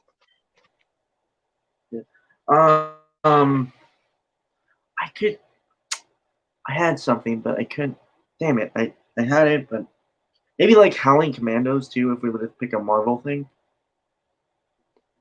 That could work. Howling Commandos, Midnight Suns would also be Oh, good. oh, dude, I was so. You know what? If Moon Knight had a movie series. Honestly, especially given how Doctor Strange 2 is shaping up, if it turns out that Doctor Strange 2 doesn't do as well as they're thinking it's gonna do, get Del Toro on the third one, please. Yeah. Because that's a guy who's not gonna let me down for all the Lovecraftian shit. Yeah. Plus, he already offered to direct the first one, but Feige turned him down in favor of Scott Derrickson, which may have been horrible mistake number one, but they can still bring him back for the third one.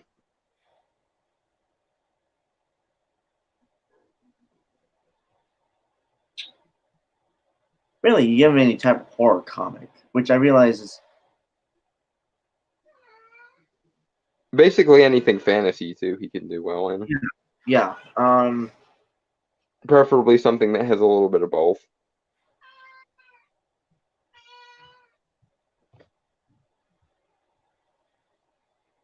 Yeah.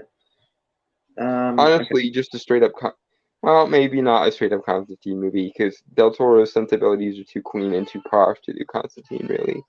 But hmm,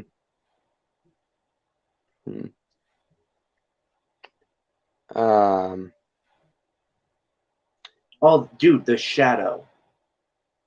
I wouldn't mind seeing The Shadow by Del Toro.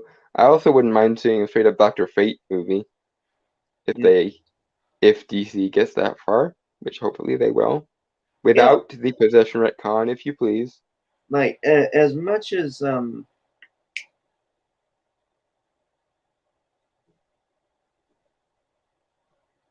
fuck, I had it. Like yeah, he's good at fantasy. You give him any type of fantasy book, you give him any type of horror comic, any of those, they'll do really well. But also pulp stories. I could totally see him Yeah, really.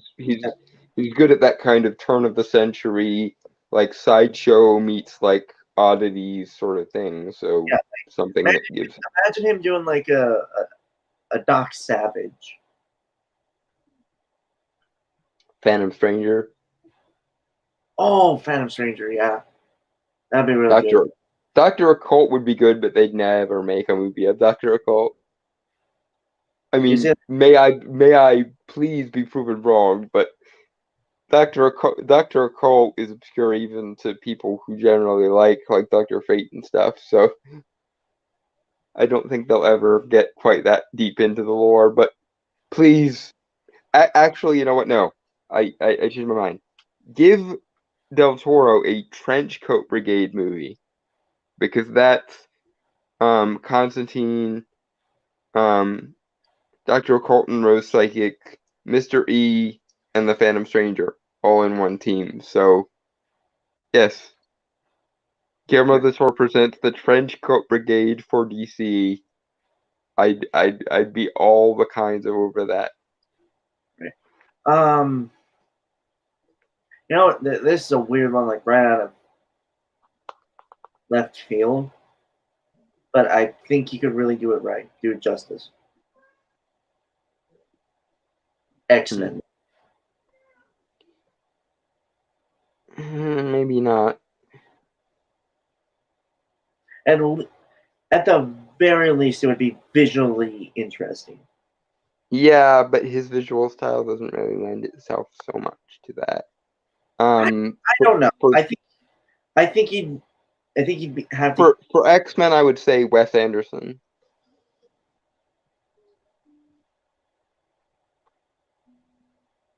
You know, it's funny. I actually saw like as much as I really don't like the guy, he does some good things. Patrick H. Wilhelm. Hmm.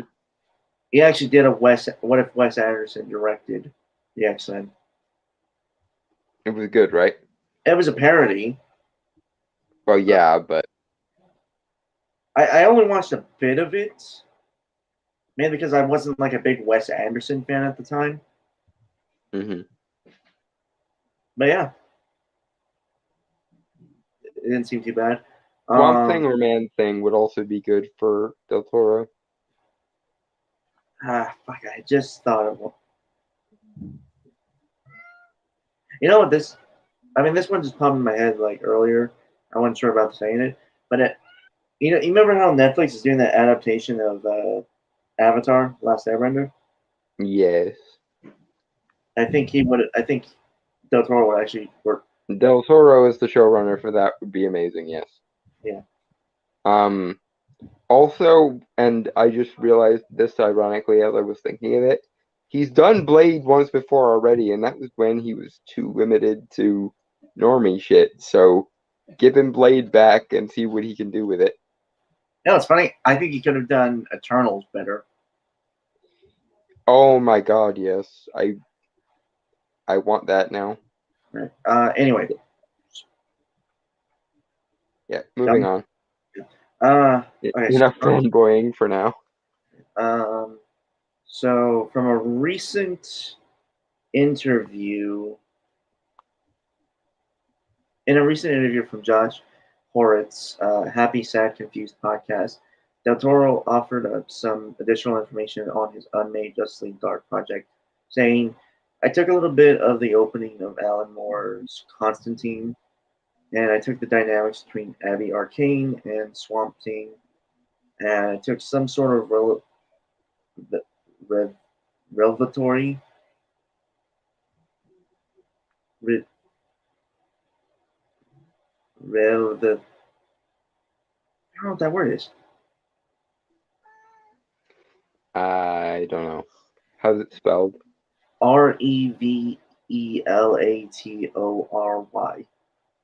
Revelatory. Revelatory. Revelatory moments when dead man gets into a body, how you would experience the consciousness of that being. And one of my all-time favorites is the demon Etrigan. That actually doesn't surprise me that Etrigan would Yeah, no, that's right in his wheelhouse there. But DC, why did Birds of Prey get greenlit and not this? For the record, Birds of Prey could have worked if it had someone better working on it. Hence, also, and like shameless plug for me, I did a rewrite of that on my other channel, Brainstorm Pop Culture. Like that idea could have worked if someone knew what the fuck they were doing and actually had respect for the characters and shit. Yeah, but even so, I'm sitting here thinking to myself, why in God's name was Birds of Prey made before, at least before, Justice League Dark? They might still make it, given that they're kind of dipping their toes pretty deep into the magic well with Shazam 2 and Black Adam back to back. Yeah.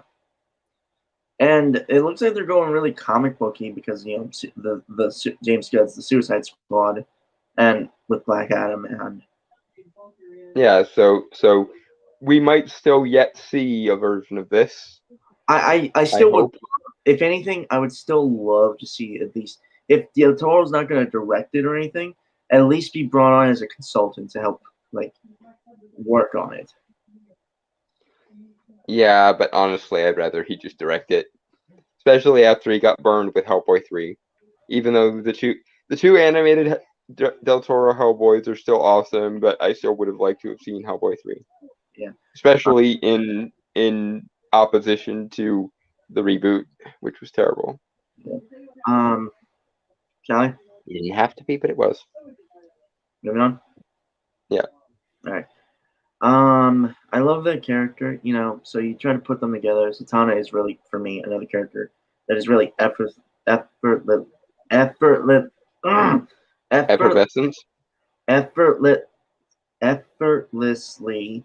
powerful and interesting.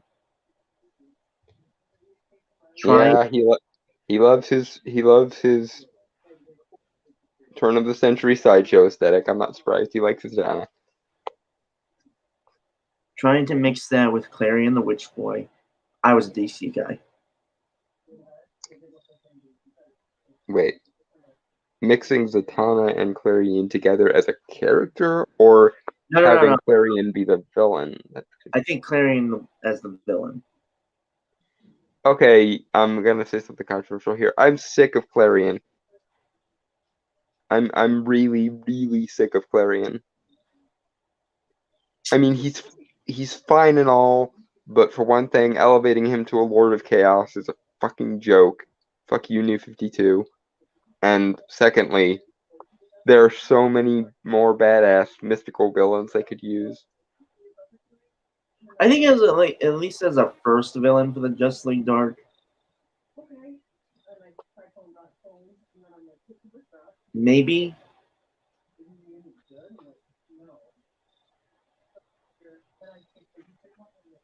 Did I cut out? Yeah, I just got distracted. Maybe as a first villain for the first outing of Justice League Dark.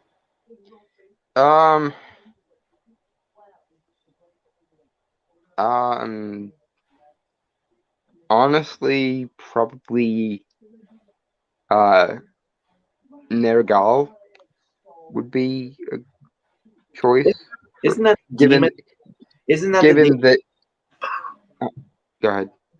Well, isn't that the demon that damned John's soul and also took the soul of effectively like his surrogate daughter, child friend, and she's holds her prisoner in Yeah, hell. Astrologue is who you're thinking of, and yes, he's the villain of the Newcastle arc for John, and he is also powerful enough that you could conceivably get the rest of them involved there.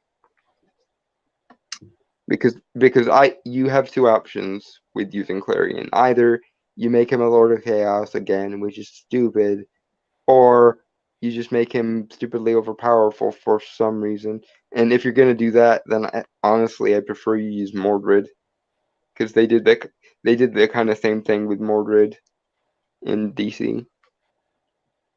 Alright. Honestly, Nergal makes more sense for like a first outing. Yeah, and it would explain why the fuck Etrigan is there, other than just Jason Blood wanted him to be. And also, it adds something for John, character wise.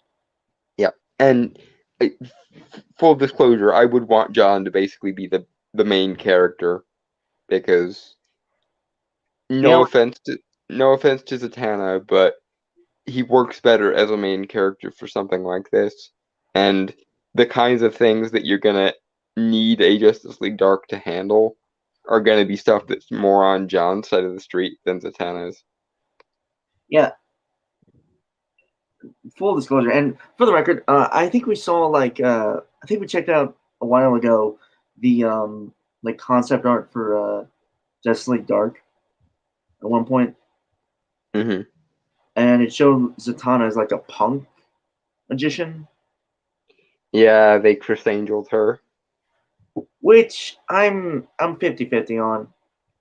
I'd prefer just the old school aesthetic, but Yeah, I like this. I prefer I the old think school aesthetic regardless. So, yeah. well, to be fair, I don't mind like the clothes being like her casual clothing, maybe a little more refined. Mm-hmm. But I really like her standard like magician Yeah, look. especially if they're gonna have the magic users be kind of period PC and pulpy, which seems to be the route they're going with Shazam 2 and Black Adam. So Yeah, but like Satana and also her father, like the threats that he really handled were more like kind of like rogue wizards and stuff, right? yeah, it wasn't very big stuff typically. Okay, so you could still sense the passion that Del Toro has for the project, and it's a shame that Warner Brothers didn't want to move forward with it at the time.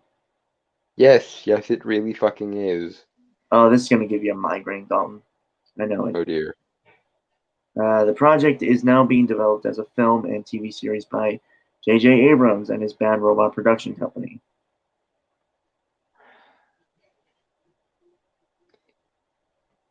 The world is cruel and I hate it. Mm. I will burn it all to the ground one day, as soon as Brainstormer isn't here to talk me out of it. Honestly, I just say go after the people who greenlit this shit. Oh yeah, they'll be among the first to die, but I have a long list of people who I promised would be first to die. You might want to double check that list. Mm-hmm. Anyway, I'd much rather see Del Toro's vision brought to life, though. Unfortunately, that's not going to happen. Yeah, you, me, and every motherfucker in between. Right. Everyone with an active brain, basically. I would so love to see Del Toro's take on like the House of Mystery, Yes. like the production design. I think he could also have a lot of fun with Cain and Abel's stick too. Yeah. Yeah, just film talk about the film project there. Yeah, that's it. Okay.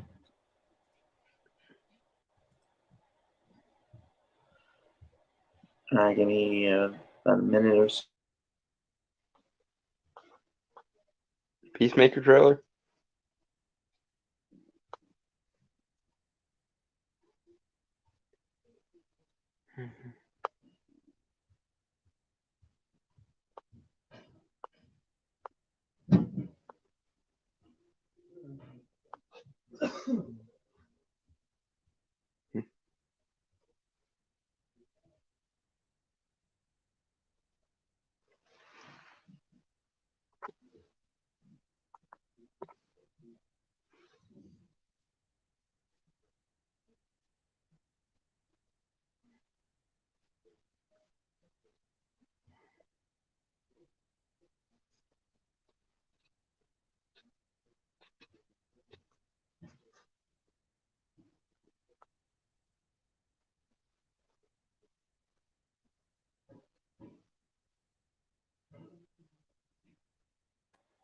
All right. Well, it is set up, but I did kind of want to pad out the time a bit. Talking a little bit more about Justice League Dark. Mm. Well, okay. Mainly, this is a question for you, Dalton. If let's say J.J. Abrams was not touching this property at all, right? Mm-hmm. You were one of the Warner Brothers executives that had a Uh-huh. say that was like kind of somewhat put in charge of this project, right? To oversee it, like producer or Okay. something. If you couldn't get Guillermo del Toro, right? Who Mm-hmm. who would you pick as a director to It'd make? be it'd be a team of directors. It'd be Michael Dougherty and Mike Flanagan working together on it. Yeah, I know Michael Dougherty, Trick or Treat, Krampus.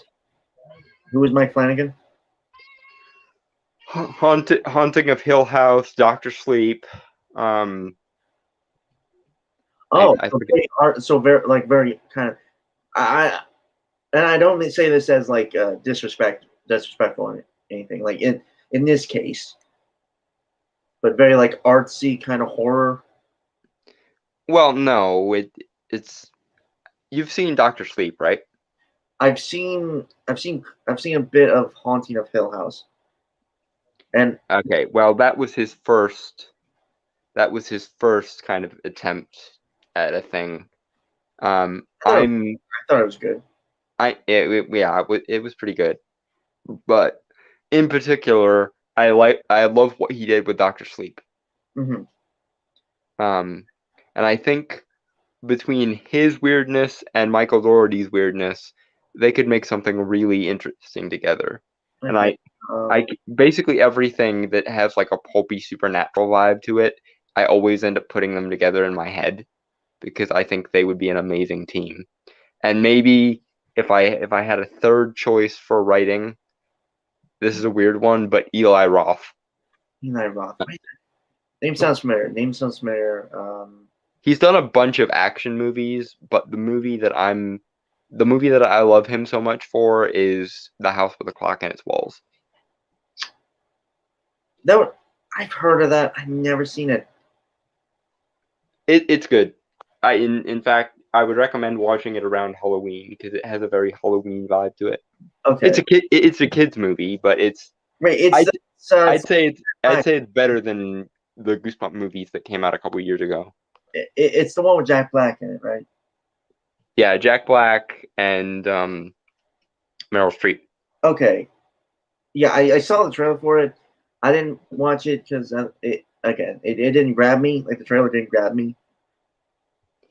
Yeah, the trailer didn't really, it made it look kind of generic, but it's it's it's better than it should be. And I think a lot of that is because Eli Roth kind of brought a darker intensity to it than most kids movies in this sort of vein. Um, Okay. it, I kind of view it sort of as Miss Peregrine's Home for Peculiar Children, but done right. Okay. Um. Okay, and who would your cast be? Now I know who you're gonna pick for John Constantine. I know Yeah. that, but And I know he's slowly getting bored with the character, but I'd pay all the money to get Matt Ryan to have one more go around and one more franchise as the character. okay, that's fair. But for the sake of this, like, kind of ground up here. Zatanna is Catherine Bell. Jason Blood. Okay, well, this is also a good question. Would you have two actors to play Etrigan, or would you have one actor to play both? Two. Okay.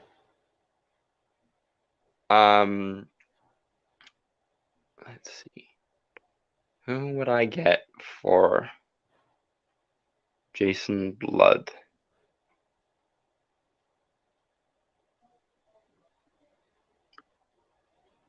Trying to think of somebody with like a regal bearing.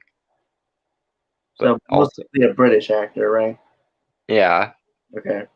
Also somebody who can kick the ass, but also can pull off the like I've been a scholar for 500 years sort of vibe. It's more than 500 now. So. Well, yeah, but right. I'd like to get somebody who's actually ginger. Good luck. Because then all you'd have to do is add the white streaks to his hair. But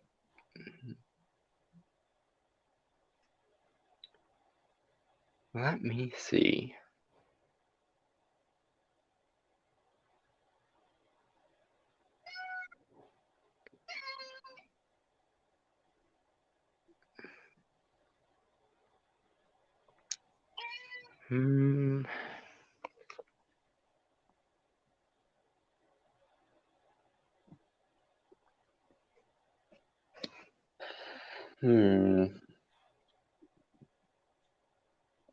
I think James McAvoy for Etrigan's voice.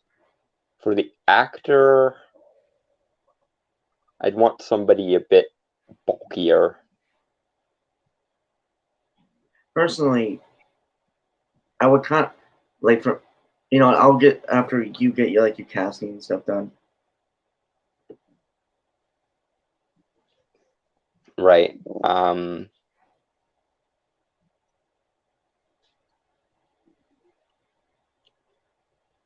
Jason Blood,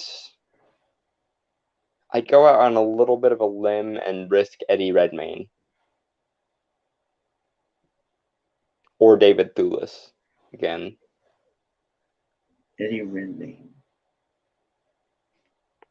Newt Scamander in Fantastic Beasts played Stephen Hawking. Right. Okay. See, I know these names. It's hard to remember faces. It's hard to place where you know them from. Yeah. Zatanna is an easy one. Catherine Bell. Hey. You probably haven't seen her in anything. She plays a character called Cassandra Nightingale in the Hallmark Good Witch movies, and it's basically a slightly more new agey version of Zatanna, so she could easily play Zatanna. Or actress who played Jean in X-Men The Last Stand and also played Mildred, the Witch Queen in Hansel and Gretel Witch Lair. That would also be a good choice for Zatanna.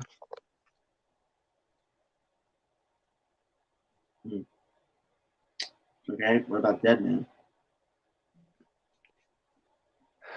Deadman is somebody who can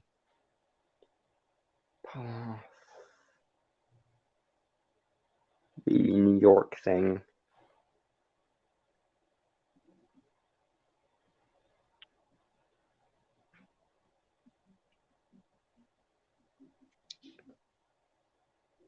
Bruce Willis.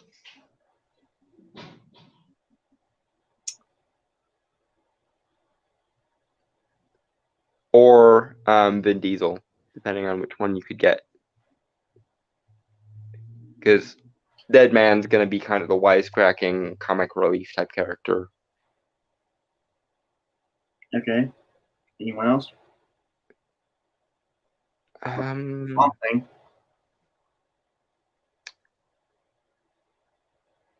Swamp Thing, I almost wouldn't want to have a voice actor. Kind of like him just as an elemental. Honestly, I'd probably get the same actor who played Swamp Thing in Swamp Thing. But I wouldn't do it practically. I'd do it CG. God. Well, or I'd do some of it practically and then amp it up with CG. Because Swamp Thing is a bulk of, like, it's like a hedge started getting up and moving. Okay.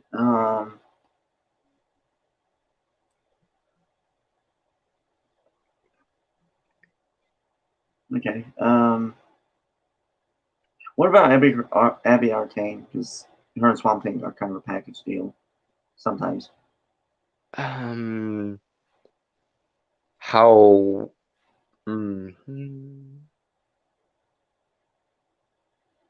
The actress who played Atropos in Supernatural.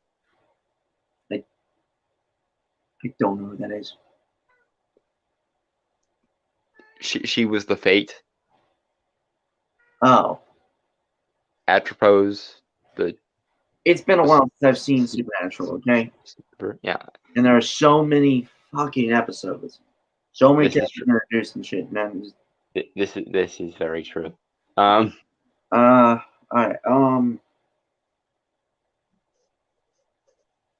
okay, I guess I can talk about mine. Okay, go ahead. Unless you have anything else. Oh, well, I was gonna throw Madame Xanadu in there, but I don't know if I'd want for her.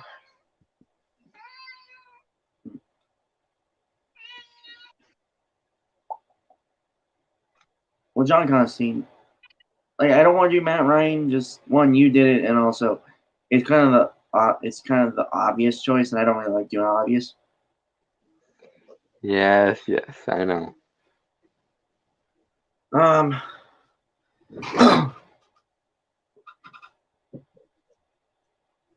Keep in mind that if he is not at least able to pull off a British accent, I'm going to kill you. What's going to make him a British actor? That's stupid. Well, I would say nobody could possibly be that stupid, but 2005. So, yeah. Over it, then.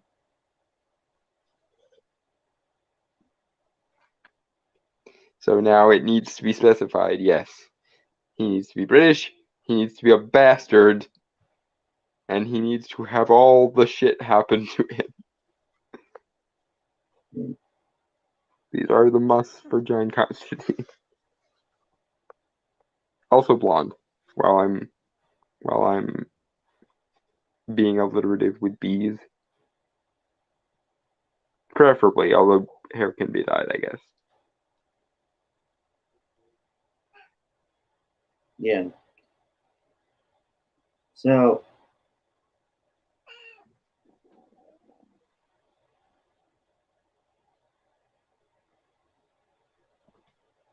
this is going to be an odd one. And I'll explain it. Richard Madden. Where do I know him from? Rob Stark and Icarus. Now, one, he is British, so let's get that checkbox checked. Second, he can say what you want about Icarus, like poorly written and all that. Like we both agree on that. Like Eternals was just not a great movie, even though nuke Eternals from orbit, but move on. Yeah, the actors did their best. Richard Madden himself actually really gave a pretty good performance. Like he can really do that like kind of tortured soul that John kind of is. Hmm. But and it's gonna be weird. I actually saw like some episodes of the British version of Sirens, and if anyone remembers that show, Sirens, good on you. Hmm. Where he played in that, and I think he used a very he did up a different accent that sounded very like Cockney, which I believe John is. Yeah, or And at least like working class British rather than posh upper crust British. don't ever do that accent; you are very bad at it. Oh dear. I think now he's just coming off as a pretentious dick, which Well, I wasn't even trying to do the accent the first time, but since you insulted my accenting skills, I had to. fair enough.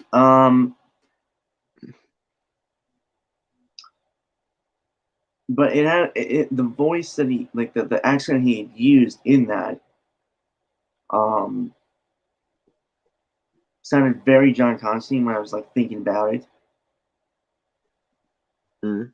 And so yeah, like that guy, like I think Reg Man would be pretty good. He just again like it's the actor. It's like the thing with like an actor does really well, but still, it's like with the Henry Cavill situation with like Superman.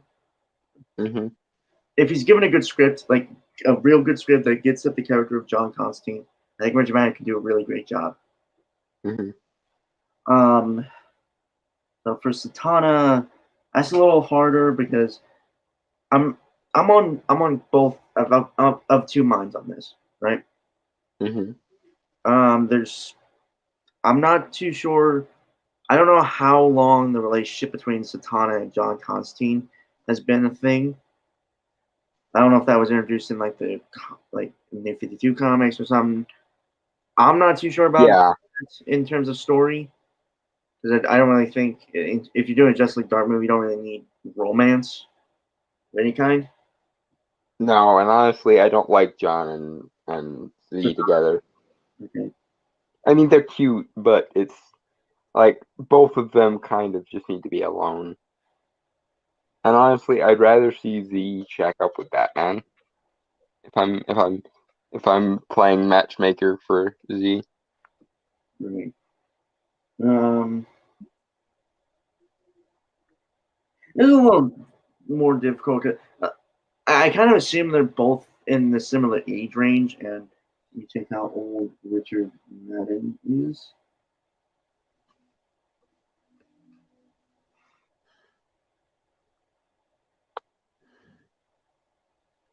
Although I will say, if I weren't so dead set on Matt Ryan, Taron Egerton could do it. He did it fine for the audiobook version.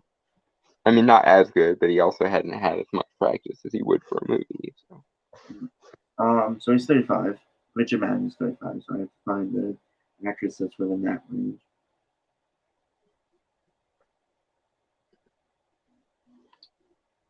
Um,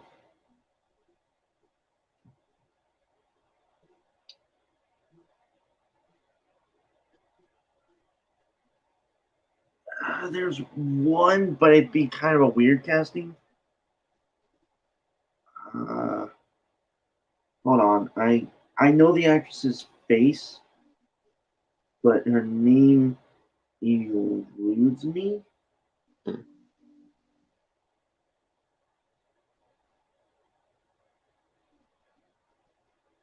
Uh, Isa Gonzalez.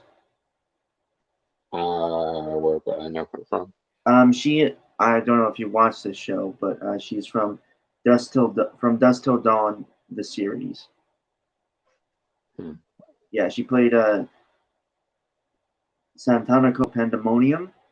It's a series adaptation of the 1994 movie From Dust Till Dawn. Hmm. Um, The woman who played Yennefer for The Witcher would probably be pretty good too. yeah, that's true. But I picked this one just because I'm trying to pick actors and actresses that I know and have seen enough of to gauge. Hmm. She has a very and the character she played in the show had a very could be very serious, could be very playful. Um, she played effectively a stripper in the show, so she has that very like stage performer style. Mhm. Maybe very different, obviously, for like a stage magician deal. Mhm. But yeah, that would be my pick for Satana. So Rich Man for Constantine. Um, Isa Gonzalez. Um, Jason Blood. Like, It's hard to do because the character requires so many things. yeah. There was one I'm not too sure about. Like one popped in my head as you were discussing yours. Mhm. It was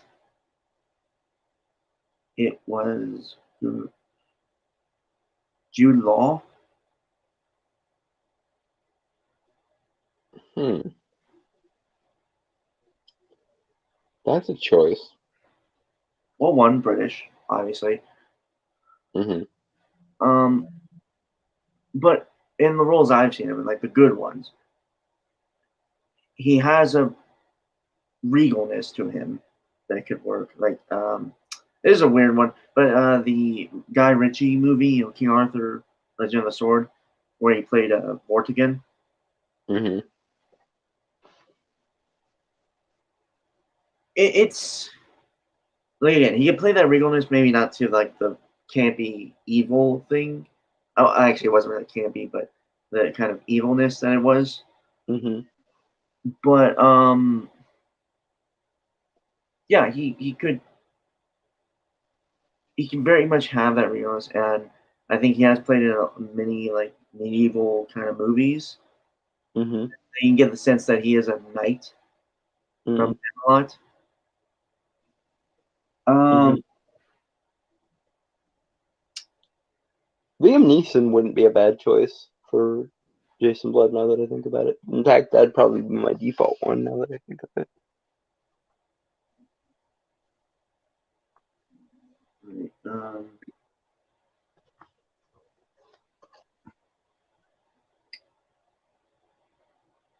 Etrigan the Demon. That's a little tougher. Um,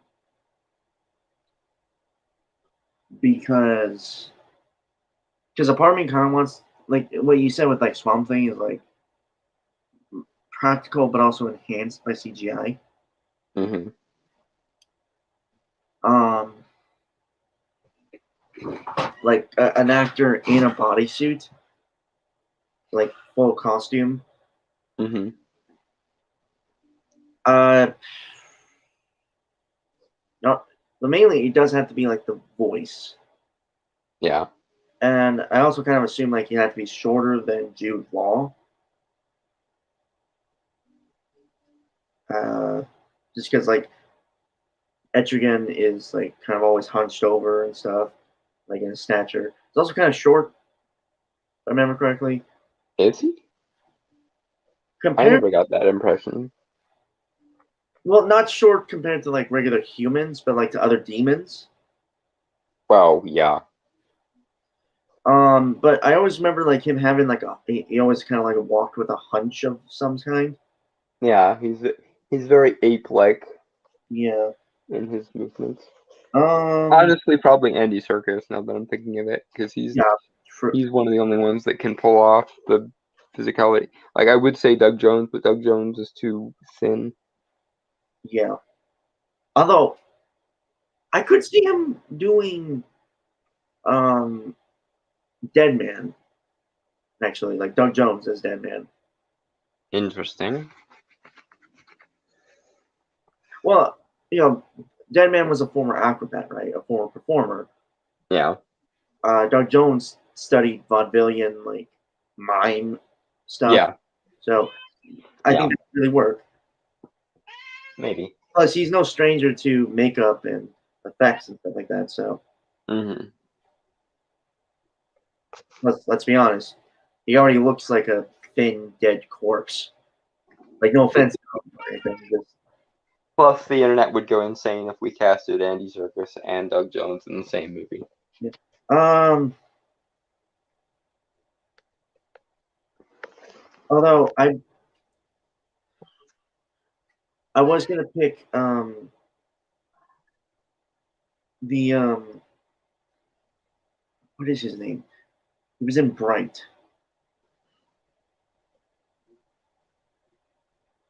Who do you play? The orc. That's Taron Egerton. No, it's not Taron Anderson. It's Joel Edgerton. Yeah. Oh. I think it's his. Are they related? I don't know.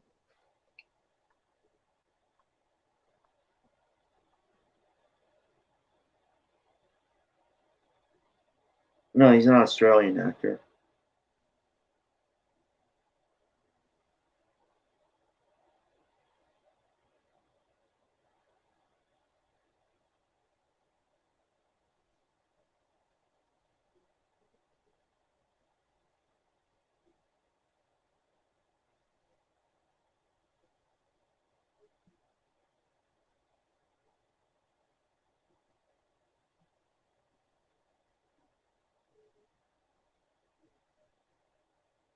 Yeah. So Joel Edgerton would have been my first pick, but now thinking about it, yeah, Andy Serkis would be pretty good too. Because I think he studied Shakespeare, like he's done like actual like plays and stuff as well. Mm-hmm. Plus, yeah, again, physical performance, he's like the best there is at it. Mm-hmm. And I think he would really make an interesting voice for Etrigan. Mm-hmm. Like, I could kind of see the voice from Batman: The Brave and the Bold when they did Etrigan, where like it's not too deep, but it's also not too like high pitched. Yeah, it's gravelly. Yeah, it's like a whimsical thing to it. Mm-hmm. Okay, so Richard Madden as John Constantine, Isaac Gonzalez as Katana, um, Jude Law as Jason Blood, Andy Serkis as Etrigan, Doug Jones as Deadman or Deadman,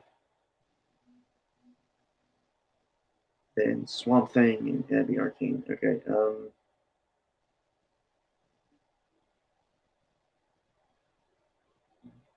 this is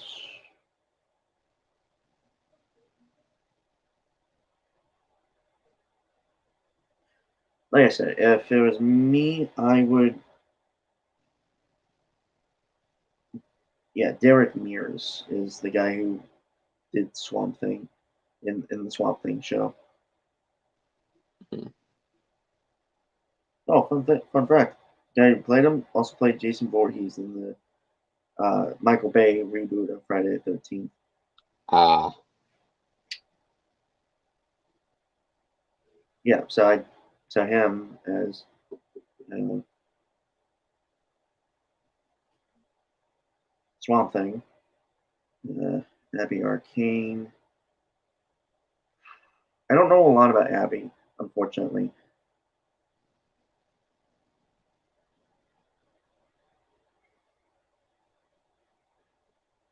But yeah, primarily those are like the ones I just mentioned are like kind of the mainstays of Justice League Dark. Mm-hmm. And those are kind of the ones I would do, like if I was casting. Mm-hmm. So yeah. Um. Anyway, shall we move on to the last thing of the night? Yeah. All right. I was wondering when you'd want to, but yeah. I was stuck on this, and Mm-hmm. yeah. So this is the Peacemaker official Red Band trailer. Mm. And I seem to be like one of the only few people that's actually like excited about this show. I'm just glad that James Gunn is getting more from Suicide Squad 2 because for some reason that movie didn't hit like it should have. To the public or just the movie itself? the public, like it wasn't financially successful, is what I'm saying. And it should have been, but it wasn't. That actually surprises me. Anyway, yeah. So shall we banana? We shall banana. Hey everybody, it's Peacemaker, star of Peacemaker. I made this explicit trailer for you. It's gonna blow your fucking mind. Alright kids, and that's how I defeated one of the world's most dangerous villains with only my 2 fists. My Desert Eagle and 2 rocket launchers. Eat peace, motherfuckers! You can just tell John Cena's having a blast playing this character. It does seem that way, yes. But I do want to point out like the opening of this trailer, which is kind of like the PSA deal. I like that because it's ironic, but not in like a yeah, it's meta, but it doesn't slam you over the head with it, kind of thing. Well, it's ironic in the sense that, you know, again, Peacemaker is not like a family friendly kind of Yeah, no. persona. No, not at all. No. Well, family friendly character, I guess. Well, it depends on the family, I suppose, but. But it's ironic because again, like he's doing this kind of PSA deal, and like with the cursing in it and stuff. That's the thing that I like about James Gunn is while he is capable of having like these genuine heartfelt moments in things like again in the Suicide Squad, you know, and stuff. He's also not afraid to like kind of play with expectations in a way that are it works, you know. Like you get what I mean? Like I don't think I'm explaining it like the best way I can.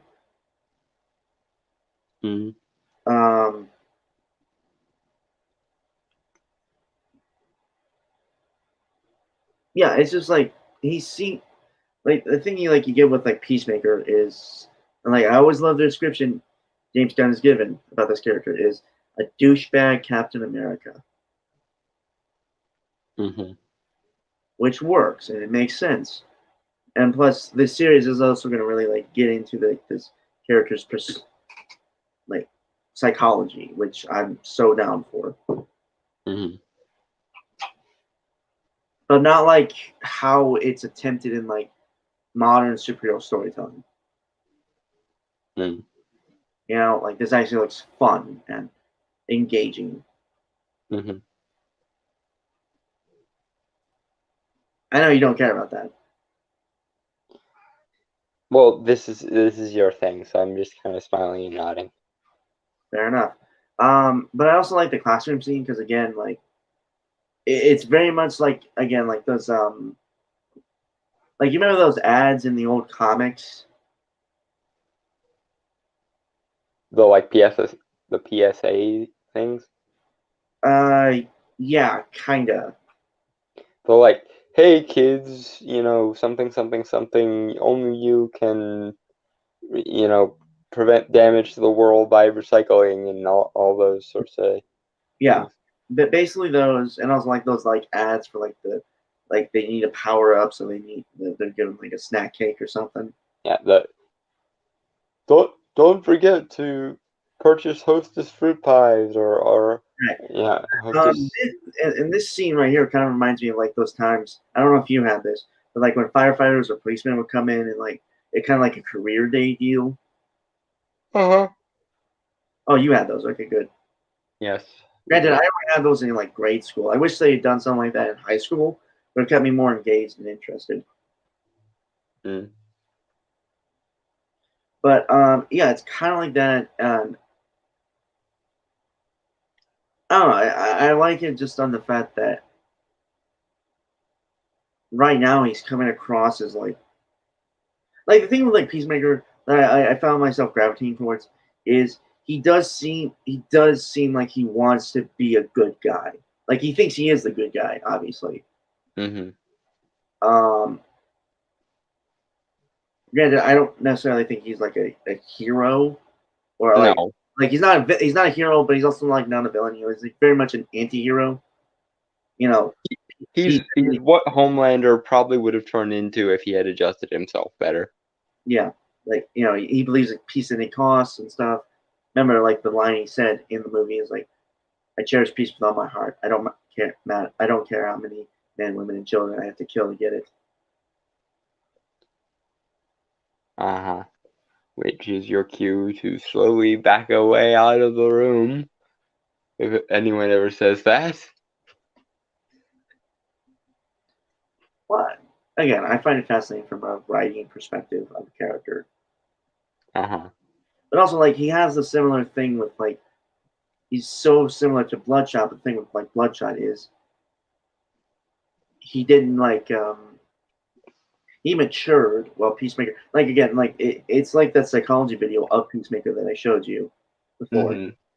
Mm-hmm.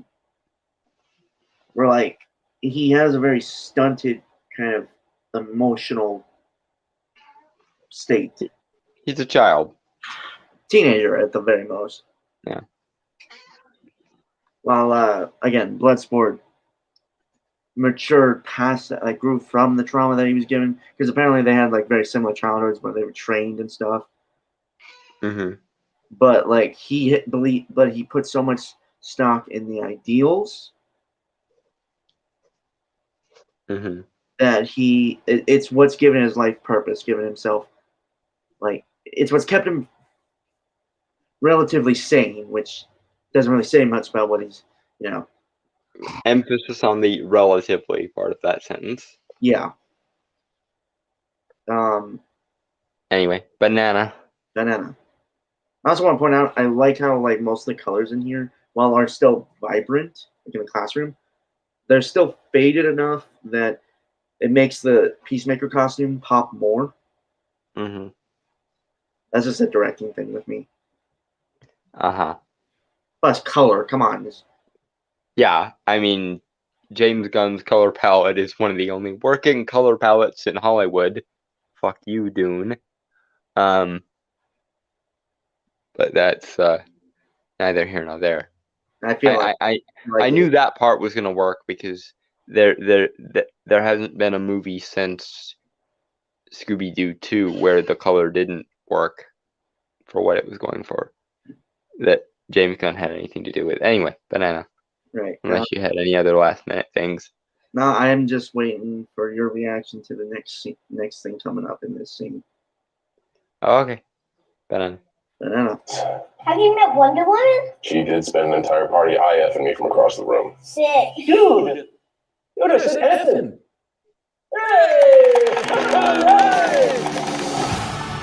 Peacemaker.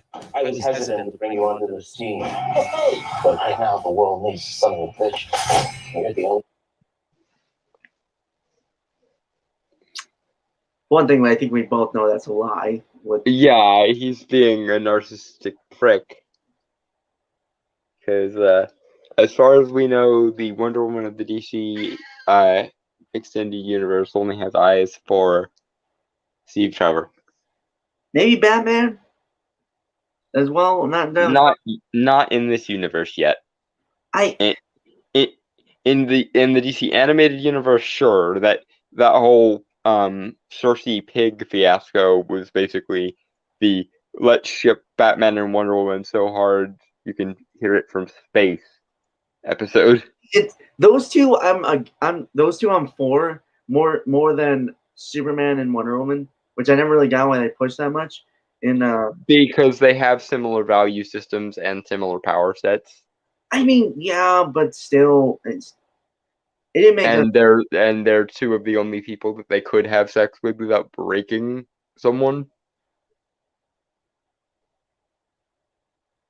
Again, fair, but still, I just kind of like the idea that platonic friends, because we don't get a lot of that in media. Well, that is true. That is fair enough. Although I still think the idea of Wonder Woman and Superman getting together and conceiving a male half Amazon child is really good fodder for storytelling if they would ever actually get off their ass and tell a decent story in modern DC. You know what's funny? Robot Chicken actually did that. Yeah, they did Superboy, who was. It was a whole thing. I'd have to find the clip to send it to you. It's funny as hell, actually. Basically, Superman said Superboy is his clone, but it turns out that he and Wonder Woman had a secret affair, and yeah, he's covering it up. I won't lie, Robot Chicken Superman's kind of a douche. I still think the best way to get around that is for Wonder Woman to want a child and Lois to actually be the one to suggest it. Because I mean, Lois and Diana have been friends for how long in any given universe where they've interacted? Yeah. Shit. But yeah, again, I kind of ship Bruce and Diana more because specifically like the DCAU version because they seem more. Although I will say, I think it's probably one-sided. I think she wants him, but he is too blind to see. No, he knows. He's not stupid. Like he knows. It's just the humming, dude. The humming at the end of that episode. She is so nursing the Amazon equivalent of a schoolgirl crush. It's not even funny, especially after the singing. Remember, it's Batman. He doesn't do love life. He actually like really sucks at it. Yeah, but what I mean is like I think it as strange as it is, I think that he doesn't even consider her a potential partner because he doesn't think he's worthy of her, would be my guess. Oh, I never thought about it like that. In a way, it makes sense, but also, I think he's just, again, like he said, he's a rich kid with issues, lots of issues. Yeah, and she's a demigoddess who was sculpted partially by the Lord of the Underworld, and whose mother kicked her off the Immortal Island because they showed up to save all their lives. Like, this is not like, if we're seriously comparing issues here, Bruce,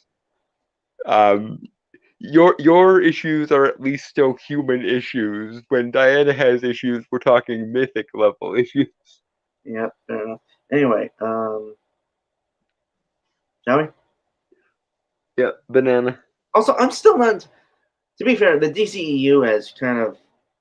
It's all over the place. Let's be honest. So I'm not even sure the Suicide Squad is in the same. It's supposed to be a continuation, but it's way better. Like it's a soft reboot. Yeah. So. To be fair, I'm more interested in them just making good movies. I'm not entirely. I don't mind that it's not a full cinematic universe. I think they'll get there. They just have to figure out what the people actually want. And I'm glad they're finally learning to take their fucking time and figure out, okay, let's try a couple different projects and whatever does the best, we'll build off of that. Yeah. Because they probably were thinking of giving it to Patty Jenkins, and then Wonder Woman 2 was a mixed bag for a lot of people, and then they went, oh, I guess we can't do that shit. Yeah. Anyway, banana. Honestly, I think I've said it so many times. I would so love to see a DCEU ran by like maybe Chris Lord and Phil Miller. Then because those guys ran.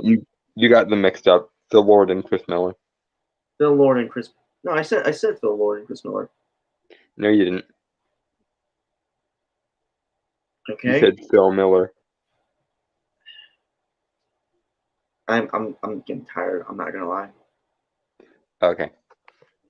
Anyway, shall we? Yeah. Banana. Banana. Well, when I got it. No, you don't have to call me Peacemaker. You can call me Chris. Just because you're handsome doesn't mean you're not a piece of shit. Think I'm handsome? Oh my God. Okay. This task force doesn't officially exist. You want to do this job? You can't balk ever. I also love this. Like, it's kind of a low bar, see, but it's just because like it hasn't really been done in years. But I'm glad there are characters that push against the main character. Mm-hmm. They call him out on his shit. I realize that's a low bar because they're like 20 years ago, there were shows did that all the time. Mm-hmm. Or stories, really. But we've fallen far enough down the deconstructionalist rabbit hole that basic bit writing shit is now a positive. So, but I mean, like, it's good still. Like, it's really good from what we're seeing. mm-hmm. And I can really tell that everyone just has like this comedic bone in them, which is it's kind of a rare thing. Like, it's kind of a rare thing to see with like ensemble cast. Granted, again, it is focused on one main character, but let's be honest, it's an ensemble cast. Yeah. And also just looks like everyone's having fun, which is good. Mm-hmm. But yeah, the whole like you think I'm handsome thing. Like, again, Peacemaker's like from the origin I've read about Peacemaker, and like this version of Peacemaker from like the subtleties I've seen. I want to point out the acting of John Cena. He's a great actor. He's actually a better actor than I thought he would be. Maybe that's just me.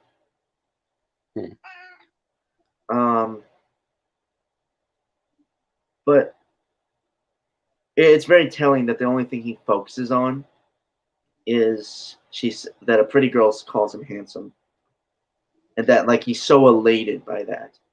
Yeah, and he filters out things he doesn't want to hear because child. Yeah. Again, he's also like he honestly would give Batman a run for money for fucked up. Yeah, but then again, most of Batman's potential rogues would. That's kind of the point. Yeah. Though I don't think Peacemaker is typically a Batman rogue, is he? I don't think so. I don't think he's really anyone's rogue. Again, like he's an anti-hero in the comics, to my knowledge. Anyway, Banana. Yeah, banana. Listen, I can help. I'm selling with weapons in combat.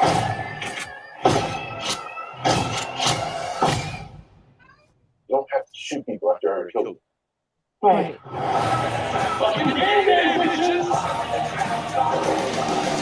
You're gonna be a little nonchalant about all this. Are you insinuating anything wrong?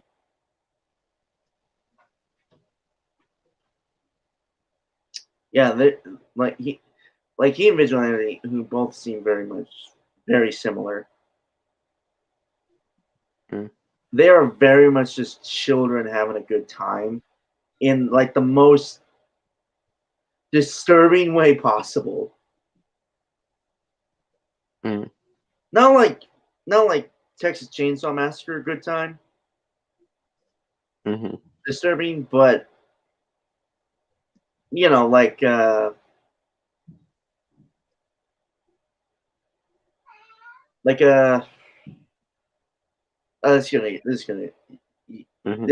this comparison isn't gonna surprise you. Basically, Casey Jones beating the shit out of criminals, kind of good time, disturbing deal. And you're right, it didn't. Yeah. Well, it was the only thing I could think of that really made sense for this.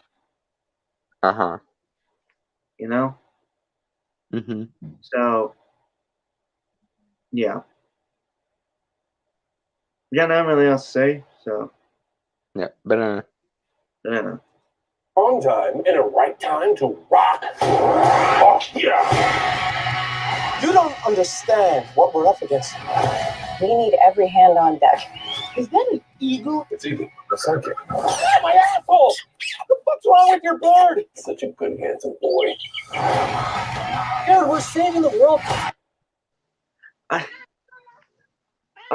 That's the thing James Gunn can do, is make any animal adorable but also fucking cool. Mm-hmm.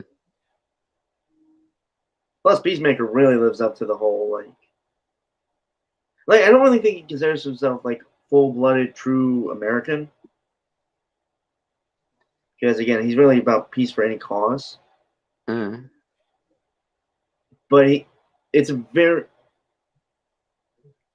yeah, it's like just everything you see like in his house and stuff. It's super like patriotic.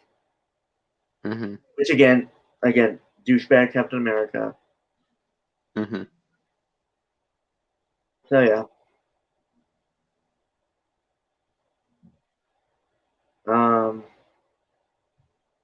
Shall we? Banana. No. It's everything we've ever wanted. Oh, shit. Fuck, dude! Fuck yeah! Tell me what you know. I'll tell you shit. How do you like that? I like it.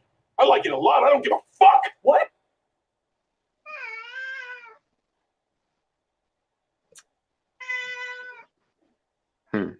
You have to deal with that, or Sorry, yeah, I gotta go deal with the cat. Give me 1 second. yep. Yes, cat. Shush. Shush, though.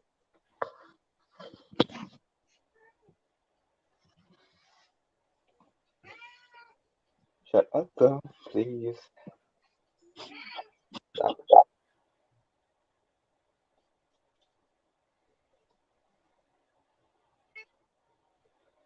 Shush.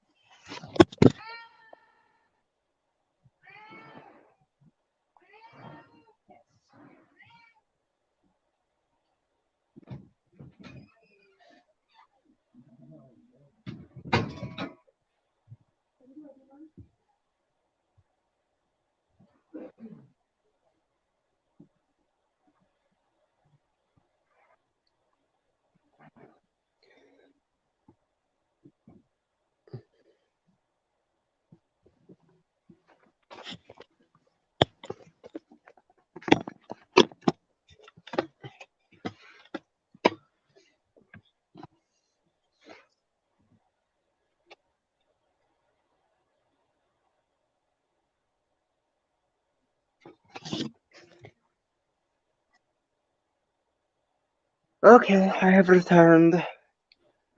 Sans cat, so she cannot meow into the ether for no goddamn reason. I didn't want to point this out. I'm getting like a big like first Deadpool movie vibe from this. A little bit. Yeah. Peacemaker versus Deadpool is a movie I would watch. Yeah. I think James Gunn directing a Deadpool movie. That if Marvel is not smart enough to get him on board with that, in fact, hell, while we're doing this, let's just short circuit this whole rigmarole right the fuck now. Get James Gunn and Taika Waititi working on the same movie, co-directing a Deadpool movie. Yeah. And then the awesomeness shall melt the brains of everyone who sees it. And also, to be fair, I think it would be somewhat more comic accurate Deadpool as well. More than Ryan Reynolds Deadpool. Which, okay, full disclosure, I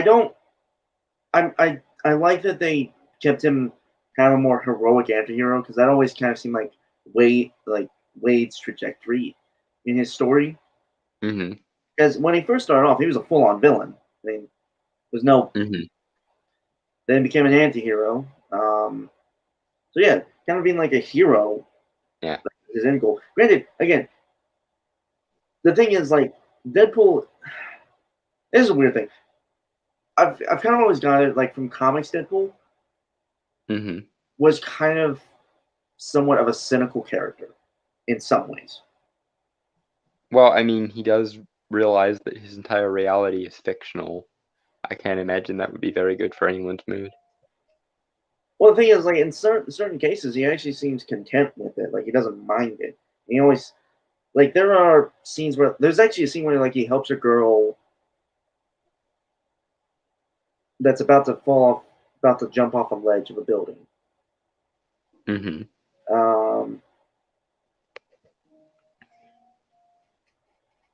But yeah, I could kind of see like Taika Waititi and James Gunn, as they are both like comedic, work really well with like Ryan Reynolds if they were to keep Ryan Reynolds. Which, if they don't keep Ryan Reynolds, they're stupid. Because Ryan Reynolds, A, is a master at playing this character. B, really fucking likes to. And C, tends to help the directors that are tasked with working with him figure out the character better. Right. So it's almost like having a third writer in the bullpen with you, and Right, your but actor is just well informed in the character. Right, but I could see her well like this is a kind of like it's a thing that I don't really like about with Thor Ragnarok. That I think Taika Waititi that can play up to the strengths of Taika Waititi direct with James Gunn directing a Deadpool movie. Mm-hmm. It's that kind of dark comedy that Mm-hmm. it works for that character. Like Taika Waititi's kind of comedy works for the character of Deadpool more than I would say for Thor. Mm-hmm. Well, in Ragnarok's defense, I think it was an overcorrection because they realized just how badly they shit the bed with Dark World and went, okay, we're doing the exact fucking opposite of Dark World because fuck you. Right. And it worked. But I think there's definitely a balance that can be made. Like James Gunn did that with the right, Dark. and I think once Taika Waititi has another movie under his belt, we'll get that balance more. For one thing, he assumed that he was coming in to write the last movie in a trilogy. For another thing, it was his first real big, blockbuster movie role. And for another thing, in the interim between these, he's won an Oscar for the comedic Nazi movie that couldn't be made by anyone else. So, nah. Also, it's a Marvel movie, so I think he was kind of forced to stick to certain formulas. Yeah. Plus, he's also done an entire 2 or 3 seasons of What We Do in the Shadows in the meantime, so his comedic timing is probably getting sharper. Yeah, dude, that is a good series. Yeah. But yeah, what I was gonna say was, Deadpool movie helmed by James Gunn, Taika Waititi. One, it's gonna look like a fucking comic book, like a legit comic book, and that's kind of been my problem a lot with modern comic book movies. Trying everything they can not to be. Yeah. Even I know you don't like this movie much, but Unbreakable had a comic book look to it. I mean, I like Unbreakable more in retrospect. I think it was a little bit too cynical by itself, but when you pair it with Glass and you view it kind of as the start of something rather than the end all and be all of something, it makes Unbreakable better post hoc. Right. Actually, it's actually I also was looking at I was watching a lot of kind of the proto era of comic book movies, and I noticed something comparing it to modern movies, right? One, they're a lot more fun, kind of, in some cases. Depends on which ones you mean. The good ones. Because, The good ones. Again, you're gonna have to narrow that down. Which one specifically are you referring to? Because X-Men and Sam Raimi's Spider-Man, I think, are kind of meh. Okay, my favorites, which The Crow, Blade 2. The Sam Raimi movies, more so on a technical level, is what I like about them. Well, I mean, if they hadn't managed to do what they did, then none of the rest of this would even be here. But But what I'm, yeah, man, is they looked more like comic books than modern movies, modern like comic book movies. I mean, yes and no. It depends. Like I think the most comic book looking movie is probably Captain America: The First Avenger. That looks like straight out of the 40s pulp that it is. Well, I'm talking more in like the framing and kind of like the colors and the style. Hmm. Barring the Waikitis and the guns. Yeah, barring those, obviously. But like everything else, it seems like they're really just trying to copy movie styles, which I would Yeah. be fine with if they actually like with what the Batman is doing, you know? Yeah. If you're gonna do it, then do it, kind of thing. Yeah, it seems like this is a weird this is like a tangent, obviously. But like, and like we talked about like when we talked about like the last Batman trailer we checked out. Hmm. But while it does have that, it's very much styled in type of like comic book frames. Hmm. But also like you get a sense like it's based on like noir stuff. I remember I think Matt Reeves said that there like he took some inspiration from that one Jack Nicholson movie, Chinatown. Mm. Is that what it's called? I feel like there's more to the title.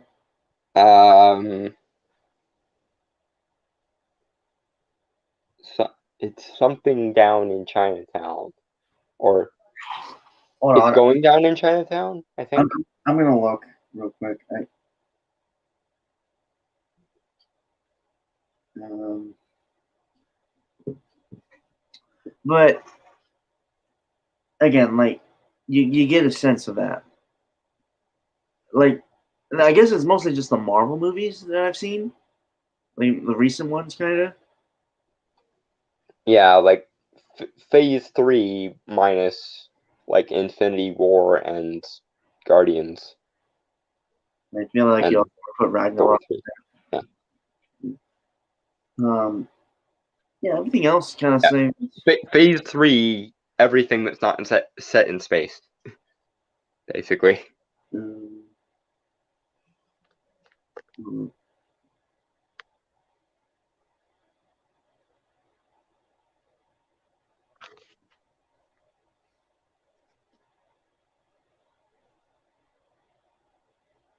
no, it was yeah, it's just called Chinatown, Hmm. 1974. Ah. That was in the 80s. Hmm. I mean, it's a period piece, so it doesn't really matter. Right. Um,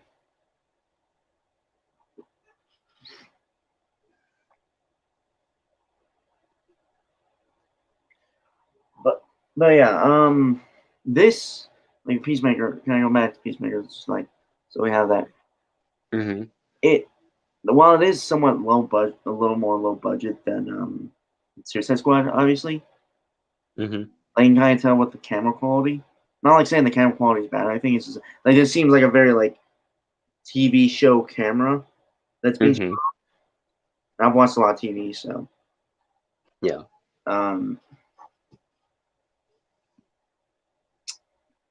it still looks good, and it has a comic booky feel, like even more so than like other comic book shows. Hmm. Like yeah, like early seasons of Arrow had a style to it that I really liked, Hmm. but it still obviously just looked more like a regular show, Hmm. like a CW show. Flash sorta did too, like first season or first couple seasons. Hmm. It's weird how the show's kind of started to take a little bit of downhill after the third season, or like after the second season and the third season. Hmm. Both shows, you find that weird. Hmm. Weird coincidence. Yeah.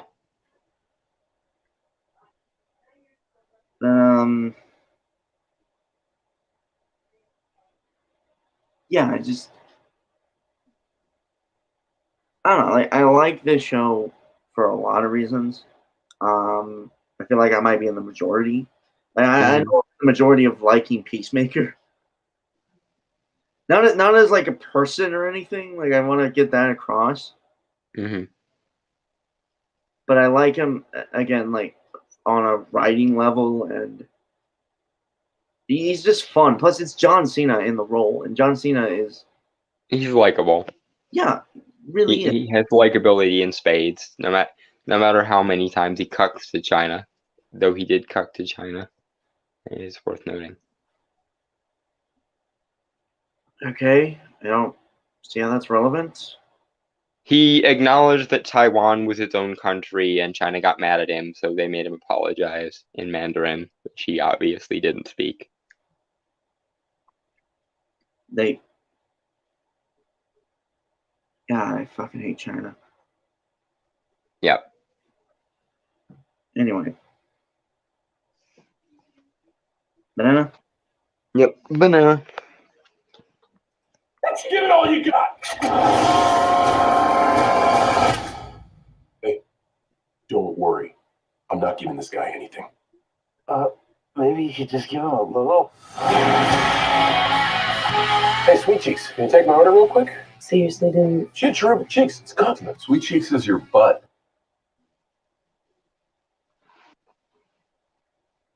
I love the scene. Like, I love the scene prior to this. I like this scene isn't bad either. It's just I don't know. Like the dark humor is what gets me a bit.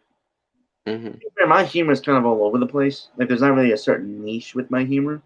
Mm-hmm. As long as it's not like super forced or anything. Mm. You know what I mean? Yeah. Not like those scenarios that you see, like those skits you see on that they don't. You know, the ones where like it doesn't really seem like there's a reason why anyone's recording for a reason. Mm-hmm. Also, anything with animals is hilarious to me. Because recently I'm sorry, like it is another tangent. I just watched a video where a dog grabbed a knife and tried to stab its owner. Hmm. Context-wise, it's because the owner tried to play dead in front of them. Hmm. See how they react. Hmm. There's also one with a dog with a machete that kept swinging at motherfucker. Hmm. I realize you don't care because you don't like dogs. It's funny to me. Anyway.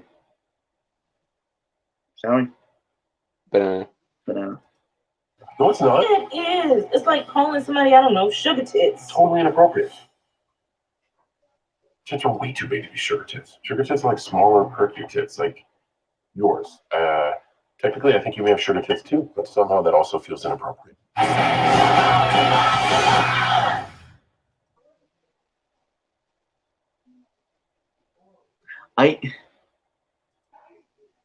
It's like I want to laugh at it, but also